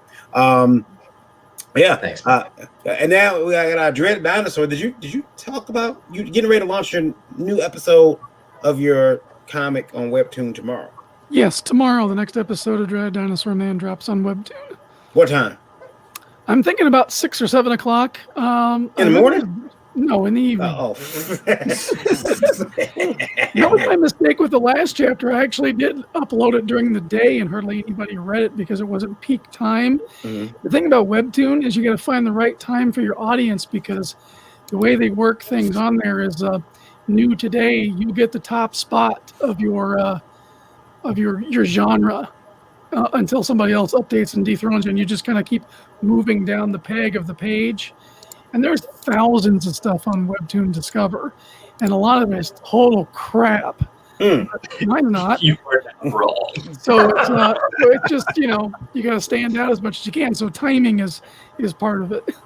I have a book on Webtoon, Mr. Rusty's, and I was like, hey, Eric, man, what's the dimensions? And Eric told me the dimensions, but my tiny brain, or maybe my 800 by 1280. Yeah, I heard that, but my tiny brain was like, nah. So then I remembered, wait a minute, I bought Eric's old tablet, his drawing tablet, and there are some roughs on there with the dimensions already laid out. I don't have to remember any of that. I'll just go over this. Scroll down a little bit because this is the very least interesting thing you could be showing right now. Yeah. So it's but to see the and it's funny, Eric, to watch Dinosaur Man go from you talking about it on one of our many drives cross country to conventions to this has been like it's almost it's like watching a child grow up. It's it really is like we talked about the design of the you went back and forth on the design of his car or his transportation for a minute there. I know you changed things around. Yeah, the jack wagon, as it's called, has gone through some different changes, and it'll go through some changes eventually because they're always adding parts whenever they can scavenge something. Yeah. Which means toys, more toys. Absolutely. Also, now by being on Webtoon, it's completely free. You can go over to Webtoon and check this out. The Dreaded Dinosaur Man. He's gonna have the 4th episode up tomorrow. Now, Eric, are you gonna try to go back to like a bi-weekly or? At least bi-weekly. I've got the 5th episode completely inked. I just got to start doing coloring and lettering, so hopefully I'll be able to get that up in another week or two, because we finally come back to Dinosaur Man and Spaz and figure out what they're doing with this hot chick that they just rescued and see how that goes. To Alexis, she's I'm convinced that Eric may be drawing the best asses in comics today. And, well, we'll find out what you think about the Queen. Yeah. You'll meet her tomorrow. Yeah, I'm convinced. I can't wait to see this cosplay at Comic-Cons. It needs to catch on so I can watch, and I can make faces if it's bad. I can make happy faces if it's good. Well, I was trying to go for like a Deja Torres, but not quite as revealing. Mm-hmm. Trying to get that Martian princess kind of vibe going with the costuming for her, at least in this series. Mm-hmm. Because my influence, there was a thing going around Twitter earlier today, post your OC and 3 influences. And so I posted DD and I posted him with He-Man, Star Wars, and Planet Comics, which is a 1950s, 40s and 50s era pulp adventures. And that's really kind of like the genesis for a lot of this stuff. Mm-hmm. And of course, out of that, we get, stories about the Martians and what's his name, John Carter of Mars and all that. And that was a big influence as well. And Conan and all this other stuff. So, I kind of pull from here and there. But I like the stuff like the vehicles and stuff. I'm always thinking about these as toys. Yeah. And one of the greatest comments I've ever gotten about it was actually from our own Mike Oden here. He said it reminded him of playing with his toys on the ground, and I just absolutely love that. You dig at all these different, like all this mixed genre stuff from all these different things, and you're just like at Optimus Prime punching Cobra Commander for some reason. He-Man comes in and says, that kind of thing. Yeah.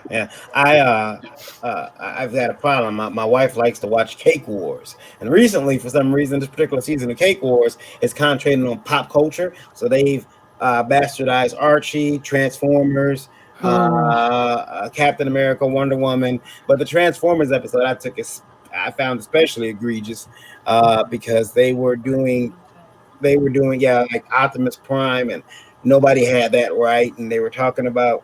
And it's funny to hear these people say, I grew up with Transformers. I loved Transformers as a kid. No, you didn't. Stop lying. And these people are talking about the Michael Bay first film. Yeah. I grew up with Transformers. You bastards. Yeah, you grew up with the GoBots. Stop lying. You don't know. You had to bring the GoBots in. RoboForce, man. Come on, it's all about RoboForce and the Star Wars. Yeah. They. Now, did we go to everybody's comics, by the way? And you can check out the Dreaded Dinosaur Man on web. Joe's been real quiet. Yeah. And we haven't mentioned Joe's Amazonia at all. And there's Rowdy. Look at that. That's a good looking book there. Check that out. Yeah, you can go to kiltedavenger.com. It'll take you to Pro Wrestling Tees, and you can order a copy right now. Mm-hmm. And don't forget, guys, last week, we're going to pull the names next week, but last week we said if you go subscribe while supplies last, subscribe to if you subscribe to Indie Vote and you subscribe to the webtoon Dinosaur Man, Mr. Hodson will send you a copy of some lucky person who does that, and make sure you comment on the webtoon too, because it makes it easier to line up your name with who sent the email. Exactly. So yeah, that's another thing. So we'll pull names for that next week, Eric, if you're okay with that. Yep. All right, cool. And let me take you off the full screen. Marion, I'm sorry. Before you go on, I've got to get going. Okay, David. I've got to call today, guys. I've got to leave you. Thank you guys very much for having me on. I really appreciate it, guys. David, thanks for coming on and hanging around. Appreciate you for having me on. Have a great night, guys. Once again, that's David Whalen from correcthandedcomics.com. You got it. So run over there and take a look at his products, will you? Thank you guys very much. Have a great night, guys. Have fun. Thank you, David. Yep, bye. Yep, take care. That leaves open the 9th spot if somebody wants to jump in. Oh, no. Someone has. Someone has. Yeah. J.D. Calderon has entered the building. Come on, man. Come on. Wait outside the green room just for some man. spot to open up. We couldn't leave him in the green room for long. He eats all our Cheetos. My man. The worst What's going on, brother? The worst possible timeline. This also puts Michael Oden in the Paul Lynn square, by the way. Oh, goodness. So I get to stay quiet a lot longer now. I did want to bring You're up the something. Charlie Weaver Square, just so you know. Mhm. I did want to bring up something that we talked about. I talked about on my personal channel, and Randy said you could have talked about that on You Indie should Vote. probably have JD introduce himself first, though. Yeah, but I'll do that. JD, you can go ahead and introduce yourself, and then we'll get into that. All right, cool. How you doing, everybody? Hey. Hey. My name is JD Calderon. I don't know. All right. You want me to introduce myself? Yeah, Of go course. ahead. All right. How you doing, everybody? My name is JD Calderon. I'm the writer and creator of the Oswald Chronicles and Tall Tales Online. I have my own YouTube channel where I interview independent creators. So that's pretty much it. It was too quick. Suddenly, Varian is gone. Poof. Yeah, any chance I'll he start gets to sneak away. scripting this show out because so there's no surprises. Oh, no, you can't do that. Yeah. There's no way you can plan for that. JD, are you running a campaign right now? Is there anything going on? I will be starting one in a couple of days. There we go. So stay tuned for that. I'm sure we'll have you back on to talk to us about that. Varian, you went to chase after something, or did we want to talk about Joe's campaign? Joe, you got a campaign running? Well, we're about to get ready to fulfill the Amazonian 10th anniversary #1 campaign. Hang on just a second. Let's blow that up so that everybody can see that. There we go. These are the original 3 that was on the campaign, the standard cover that we had, the version variant, and the sketch cover.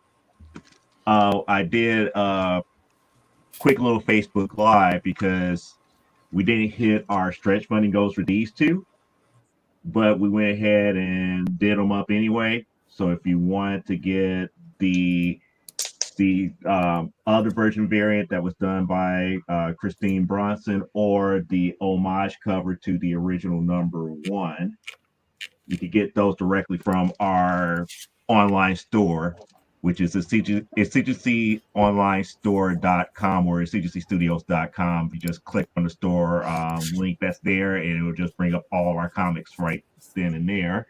If you want me to, I could show you guys what it looks like here off of our website. So give me 1 second here. Okay. I think is this the campaign that I brought up here? Let me see. Yep, that's the campaign that was, and then we're about to get ready to go into to release all the digital copies when we get like the last 6 people to finish sending in their surveys. So we're ready to rock and roll. I'm waiting to send over the final print totals to the printer before we could go and fulfill the actual book orders itself, the actual physical reward orders. But yeah, that's the actual Kickstarter that was funded last month on the 18th. Cool. Nice. And for those who did not back during the campaign, you could get it directly from our website here. Let me go ahead and share that real quick. If you could go ahead and share my screen.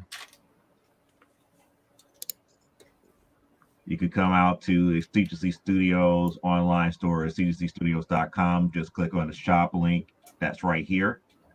And right here at the very top, you got all five versions of the 10th anniversary #1 right there for you to buy. The standard cover is right here. That's the one for $5 because you get the 5th anniversary edition plus the original #1 all together in one complete package. And the sketch covers we're running for $8, and the variants are $20 a piece here. And not only can you get all of the 10th anniversary ones, you could get any one of our books here. We do have 4 different comic book series and the custom covers that we actually do as well. So everything is listed right here in our store. You could, look at it all. You could do the Amazonia books, the AWF books by themselves, the Primetime Saturday Night, the Enigma, which I'm still waiting for issue #2 from the person who creates that one. Still waiting for that. If you just want to buy the sketch covers, you can get it that way too. So that's pretty much everything in a nutshell here. Yeah, thank you. And also, real quick, want to say goodbye to Josh. Josh has got to get out of here. He's got some stuff to do. He's probably going to go watch coverage of that other small event that's going on. It's a small event. It's a small like gathering or something. Don't make me boot you. Yeah, no, just kidding. Josh, thanks for coming on. I do want to have you back on the show very soon. Get up, Cutthroat Comics, talk about that. And so of course, you're always welcome to come on whenever you want. Send me a link, I believe, or send me send me a request that you want to come on. Oh yeah, for you. Awesome. I appreciate it. I appreciate it quite a bit, and nice to meet all you guys. And I'd like to be in touch with Josh. Again, that was Josh from CutthroatComics.com. Yep. All you guys are stuff, man. It looks awesome, man. It's really cool. So thanks, Josh. Yep. I will be in touch. And thanks again. You guys have a good night. Anytime, Josh. You take care. Yep. See you later. See you guys later. Yep. So what did I miss? What's the controversy? Well, we didn't bring up any controversy. We can't talk about politics tonight. Oh, you know what you missed? They're Lola's got a shoe cam. Nice. Look at that. Those are awesome. I like those. Yeah. She's got her RGB shoes on, her RGB heels. But go ahead. Rand, do you ever get to wear those? No. I don't. I think I'd want to see that. Yeah. I'd want to see that. Darian's got his own, bro. They gold. They're not that. They gold. She's changed it though. Now she's on strobe, I guess so. But Darian's got those ones from "I'm Gonna Get You, Sucker." They got their platform with aquariums. Oh, God. Had the goldfish up there on. Yeah, bro. He's got one. He's got a set of those, man. Yeah. Though, and this cooling weather make me taller, so that's because I just found out that I'm not even. I've been telling you I was 5'4". Just found out I'm not 5'4". I was wishful thinking. That's wishful thinking. Yeah. The nurse was like, "You're not 5'4". I'm 5'4". And I'm like, "Oh." And she's like, "Yeah, get on the scale." And so she weighed me, and then she dropped the scale. And she said, "Yeah, Mr. Grant, you're 5'2". That's what he gets for having Dorothy spill a pail of water on him. I just won it. I thought you'd be like, "Yeah, I'm 5'3". He's 5'2". You shorter than Wolverine, bro. You've been using them those Chinese rulers to measure yourself, haven't you? Apparently, I don't know what's going on. I feel real bad about it. Oh man, look, you got Lola going. Wait a minute, he's using Chinese rulers. Hold on, we're gonna need to do some measurements tonight. Telling me you can add a couple inches. Where else? And shit, man. Hold on now. Yeah, apparently I'm not to measure myself. It's pretty bad. But I'll tell you guys, and I talked about this on my personal channel, and Randy said I should have brought it up on Indie Vote, and I will real quick here and let you guys talk about it, and it'll probably be what ends the show, or at least Yeah, probably. But so we had a gentleman that wrote in a couple of months ago. And he was very upset. He wanted out of his deal with his publisher, independent publisher. He wanted out of his deal for whatever reason. And it wasn't a money issue. It was just like, I guess his heart just wasn't in comics anymore. And he wanted out. Well, he decided to reach out to his publisher and get out. The publisher let him out his deal. And then a couple months passed. He was kind of shocked to discover that his publisher was actually still selling his book. And he was upset about that. And he was tight about it. Or as the youngsters say, he felt some type of way.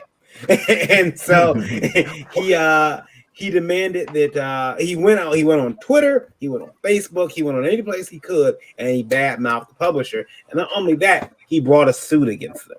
He brought a lawsuit against them, and I guess he didn't read his contract because they countersued, and they won.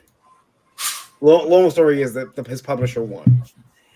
So much, in fact, though, that he actually has had to sell a majority of his property to try to make good on this. Trying to make this lawsuit like pay it off. His fiance left him because their house is gone now.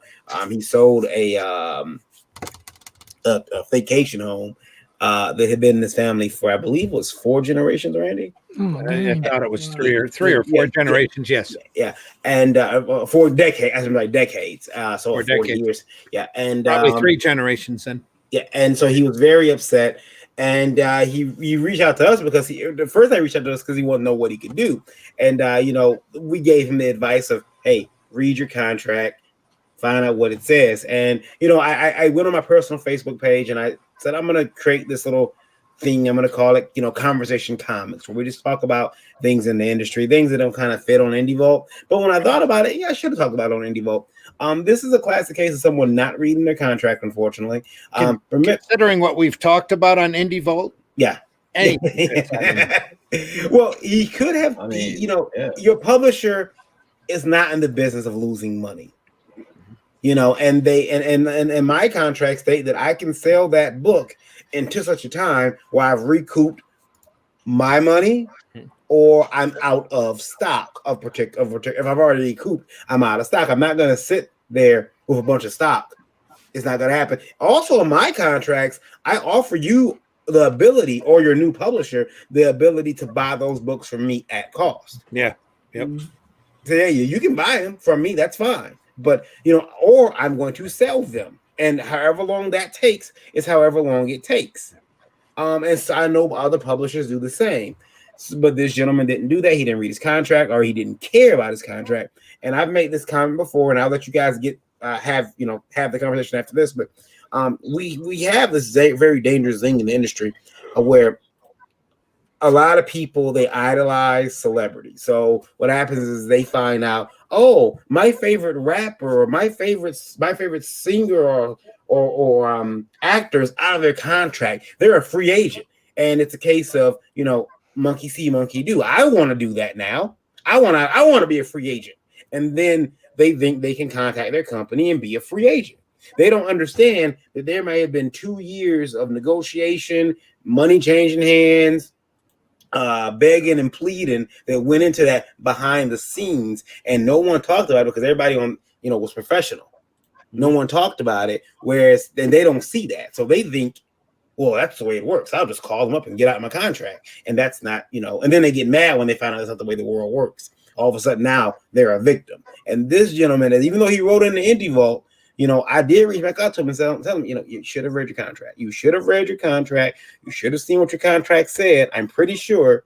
And even his contract even says that he had to do arbitration instead of a lawsuit. Yeah. He failed to follow that, so he filed suit, and that got him in even more trouble. So so I'll let you guys have that. But I mean, this is a case where somebody in comics screwed up. Whoever wants to take it, go ahead. Basically, they said, Can't nobody tell me nothing. And just went ahead and did whatever they wanted. Yeah. And that, you can't expect these companies to take a loss. No. It's just not, especially when they printed your book. What are they going to do with the books? Yeah, I mean, the thing is how hard would it have been for him to get on the phone, call up the editor, who obviously, or whoever who let him out of the contract, and say, yo, what's going on? Why is this like this?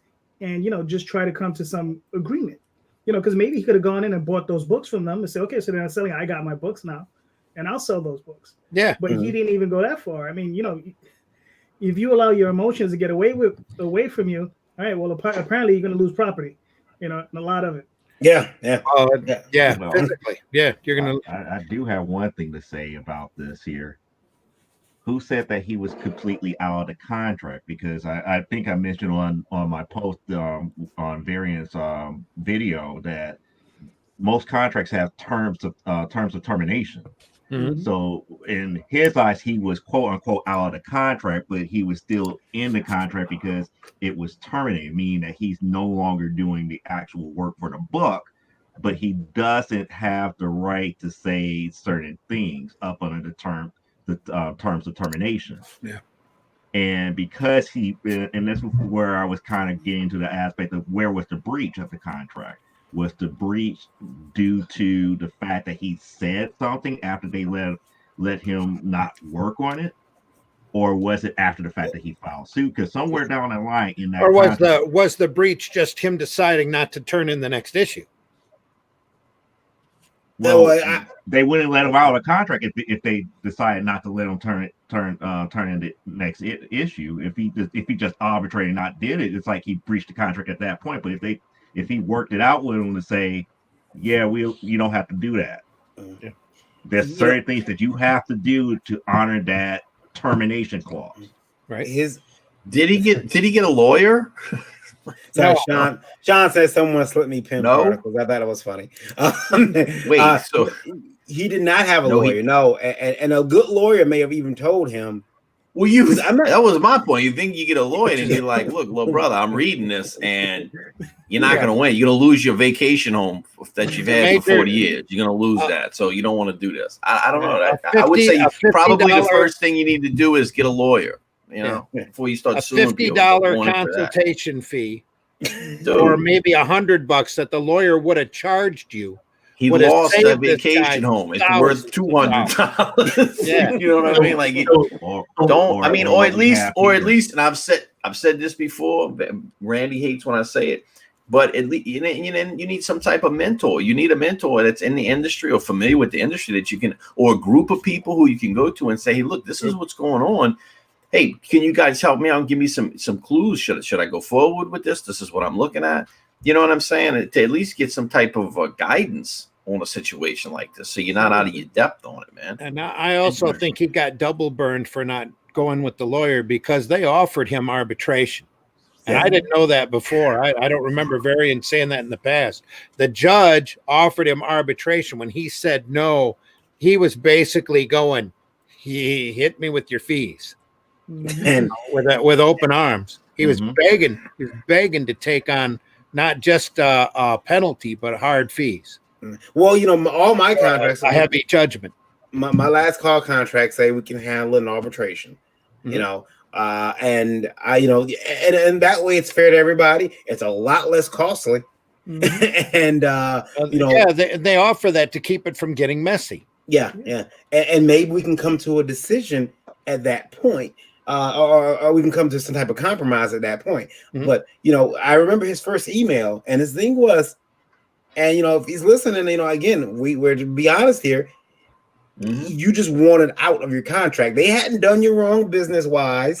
You just wanted out of your contract. You said, I guess his heart wasn't in comics or something. He just wanted to go do something else. You can't expect that publisher to take a loss on your book. They're already taking loss on, you. They back you, and you backed the wrong horse. You want your money back. So you should have. I mean, there were so many different options and different paths he could have went down. But even a lawyer would have even told him, "Don't do this. Just let them do the comic." He was still gonna get royalties. Oops, from the sale. Yeah. So it wasn't even So like this is just absolutely fucking asinine at this point. So like first off, most lawyers for an initial consultation, the first 30 minutes are free. All it would have taken is that fucking lawyer reading the man's contract in 15 minutes and him being like, "You're not going to win this, and if you try to push this, everything's in writing here. They could easily countersue you and completely screw you." But I just really want to say this real quick, and I don't know how it is in other states, but I know how it is here in Illinois. The State Bar Association will allow you to bring these things to a lawyer that they have a listing for. So if you need somebody that's a contract lawyer, they got a listing of all these contract lawyers. The only thing you have to do is pay $30. That first consultation is paid for. If it doesn't go beyond that, you're done. He could tell you exactly what you need to do, how you need to do it, this, that, and the other. Now, if it goes beyond that, that's when you negotiate a retainer and then go for it from that. But I don't know what it is for other states, but I would start with your state bar association. Whenever you have a problem with a contract or try to break a contract or thinking about breaching a contract, that's legal representation that is there. It's honest, it's fair and balanced, and it doesn't cost you little to nothing. The big reason we're bringing this up, there's no help for this guy. This guy's already lost his property, and he's got the judgment against him, and he's going to have to pay.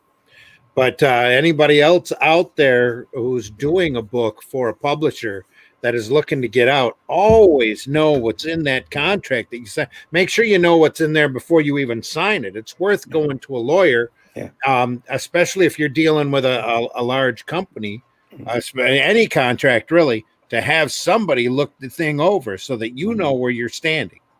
And go to a lawyer, because I mean, me and Joe have talked about this, and I believe maybe it wasn't Joe. No, I don't think it was Joe. I'm sorry, Joe, I'm lying on you.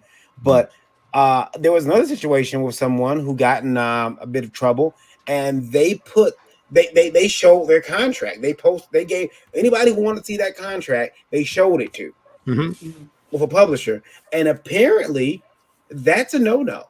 You just can't go showing your contract. Well, corporations don't want everybody to know what their business is.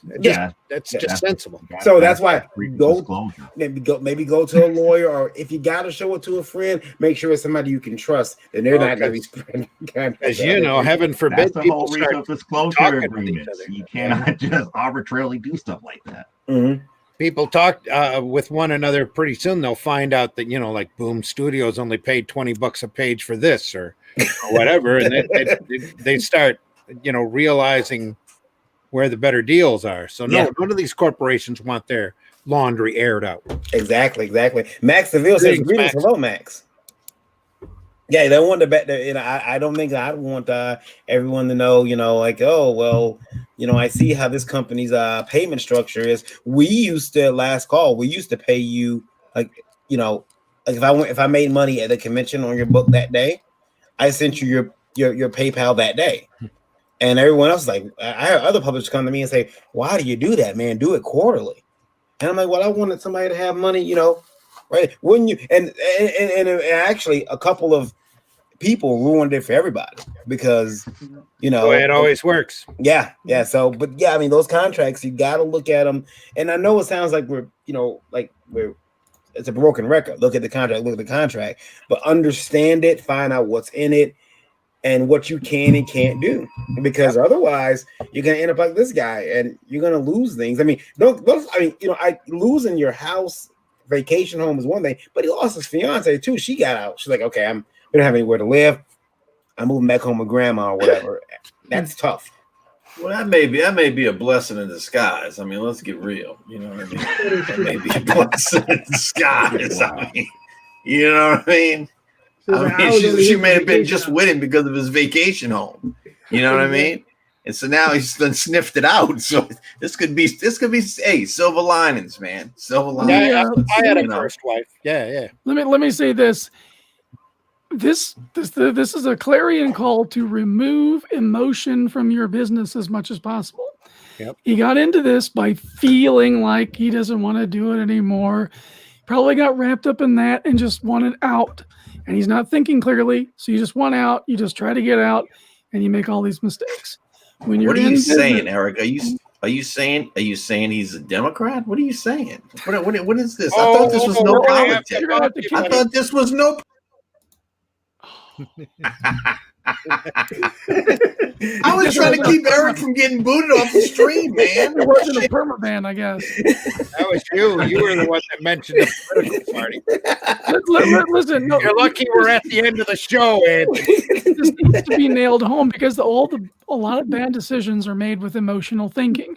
In business, you've got to treat this as a business. You got to treat your book as a product. You got to treat your services as a product, a service for hire. If you're an artist or writer, inker, whatever you're doing. Yeah. And you got to recoup your time, and you've got to take yourself seriously enough to fight for that stuff. Otherwise, the people who are hiring you are just going to steamroll you. And if you don't read your contract, you won't know how you're getting steamrolled. Exactly.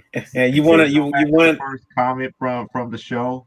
Can we put that back up, because that speaks volumes about the situation here? The first comment from the show. Yes. Hello from Colombia. No, not that comment. The comment that we had earlier, just with the slide, the big slide that you showed, that Randy read earlier. Oh, I don't think you can have those back up. But no professionalism in the industry is basically what that guy was saying. Yeah. Got to go in and It's know like what you're doing. just the lack of not knowing the industry and knowing the business. Yeah. Well, guys, we got to get out of here. So we'll start with Anthony. Anthony, where can they find you at, sir? You can't find me at any political affiliation or anything like that.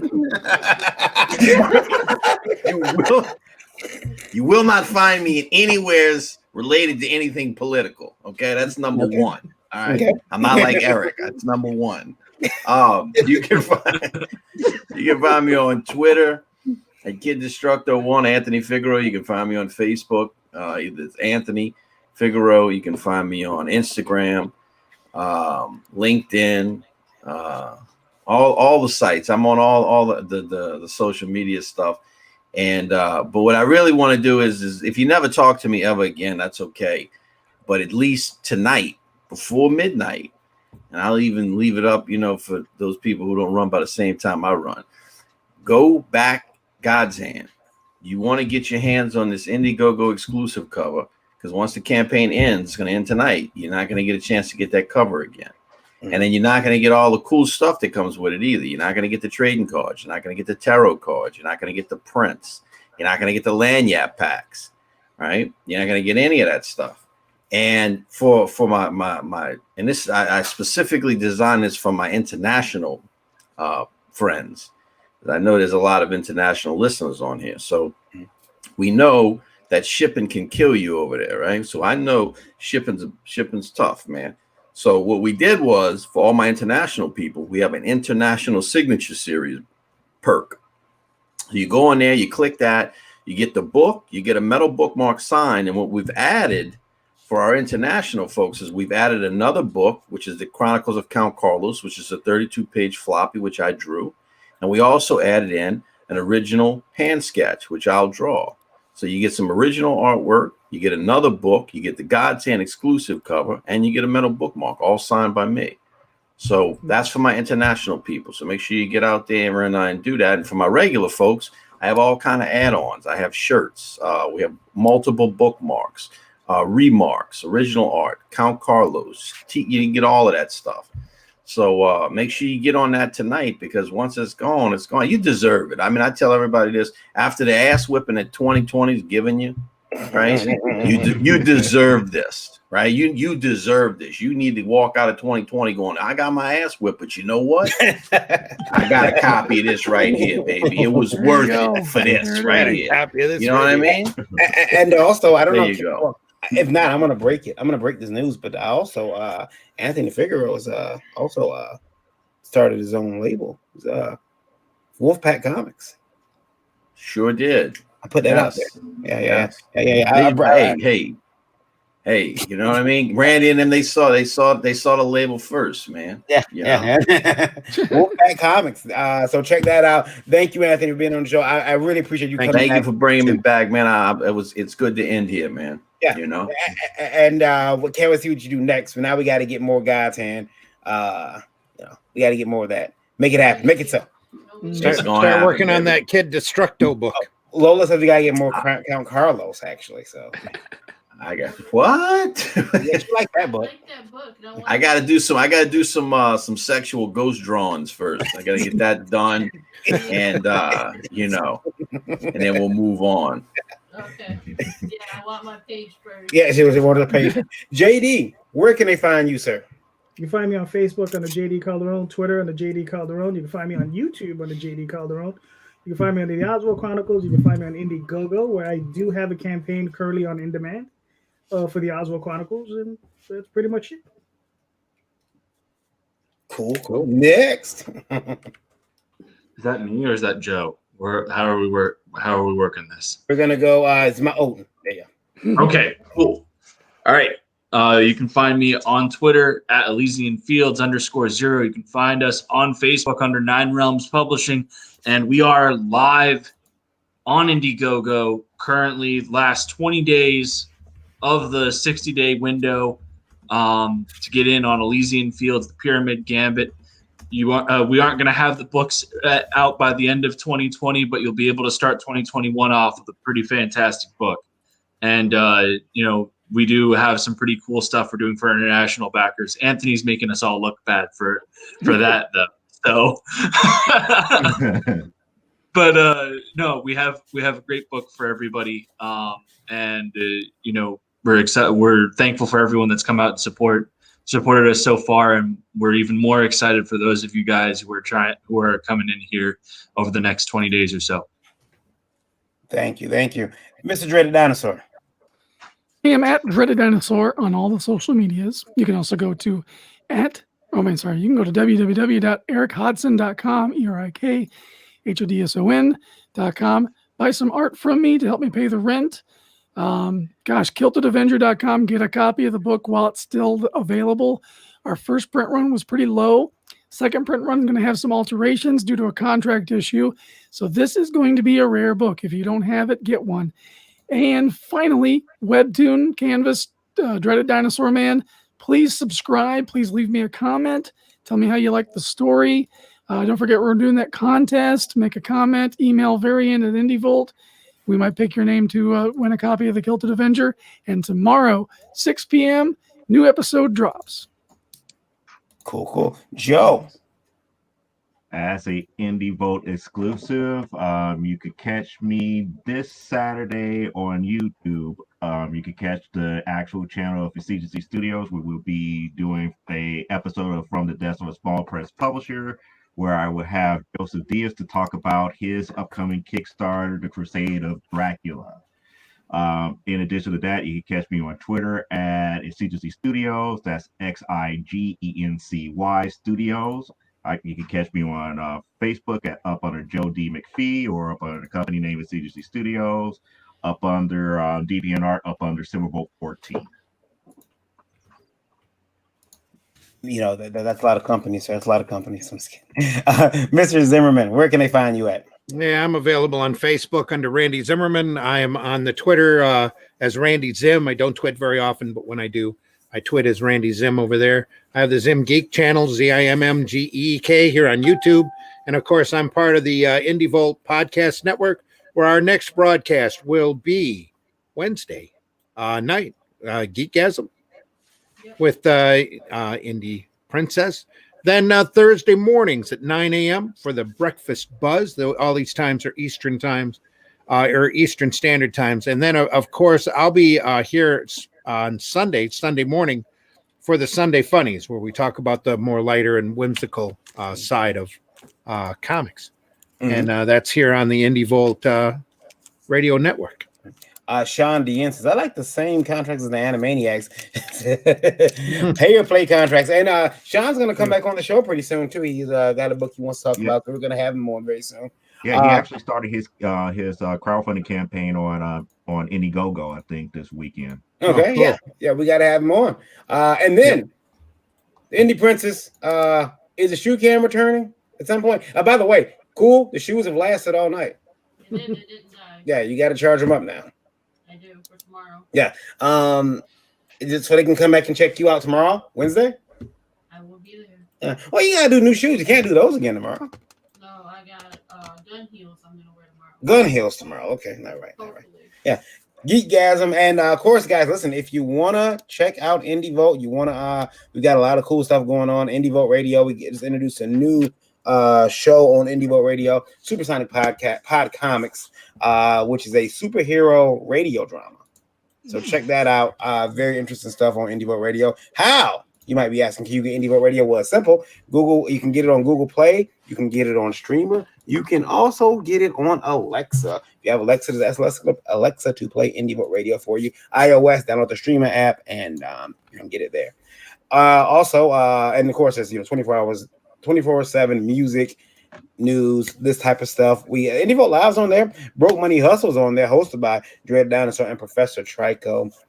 They talk about how to invest in this current climate, and how to try to invest. Try to invest. Yeah. Try Try how to, more episodes, Eric. Yeah. We've got to get more episodes up there too. So we'll make sure that we get those from them. Also, if you're in the house, you're stuck in Indie Vote TV on Roku, absolutely free. A lot of cool stuff up there. Got some other really interesting series coming very soon. documentaries, but it's all free right now. Indie Vote TV, some great independent movies up there. Check it out, only on Roku. And yeah, that's it. If you want to send us a letter, you want to send us an email, you can do so at indievotelive@indievote.com. Make sure you keep that to 90 words or less, and keep Indie Vote Live in the subject so that I know it's not, somebody trolling me with nudes or begging to see Lola's feet up close and personal. And we welcome your comments, your suggestions, no matter how serious or how silly they are. Any feedback that we give will just help the radio or the listening audience. And remember, our feedback will be better because of your setback. Hashtag get an education, hashtag Indie Vote. Pixel says he might have to hop onto your early show. Pixel, always welcome. Let us know. Always welcome. Always welcome. Guys, thanks for joining us. Thank you out there for joining us. And thank you guys listening on the radio right now. We appreciate it. We're going to take it in for the night. What's our end number? We actually ended at 57,801. So we've been doing pretty good numbers tonight, considering. So thank you guys. You just seen a bunch of Americans not freak out. This is awesome. All right, we'll see you guys later. Let me take you out. All right. Any last words, anybody? Good night. Good night. Good night. Good night. Don't get political. Yeah. Stay healthy, everybody. We'll talk to you soon. Take care. This is Indie Volt signing out.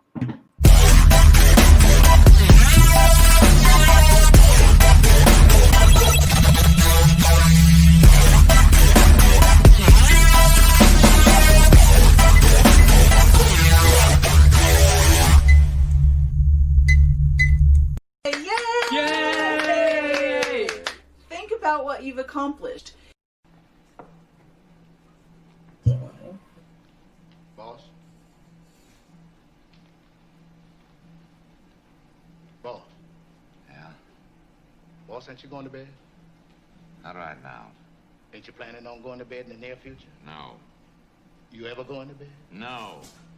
Well, I ain't sleepy either. Good night.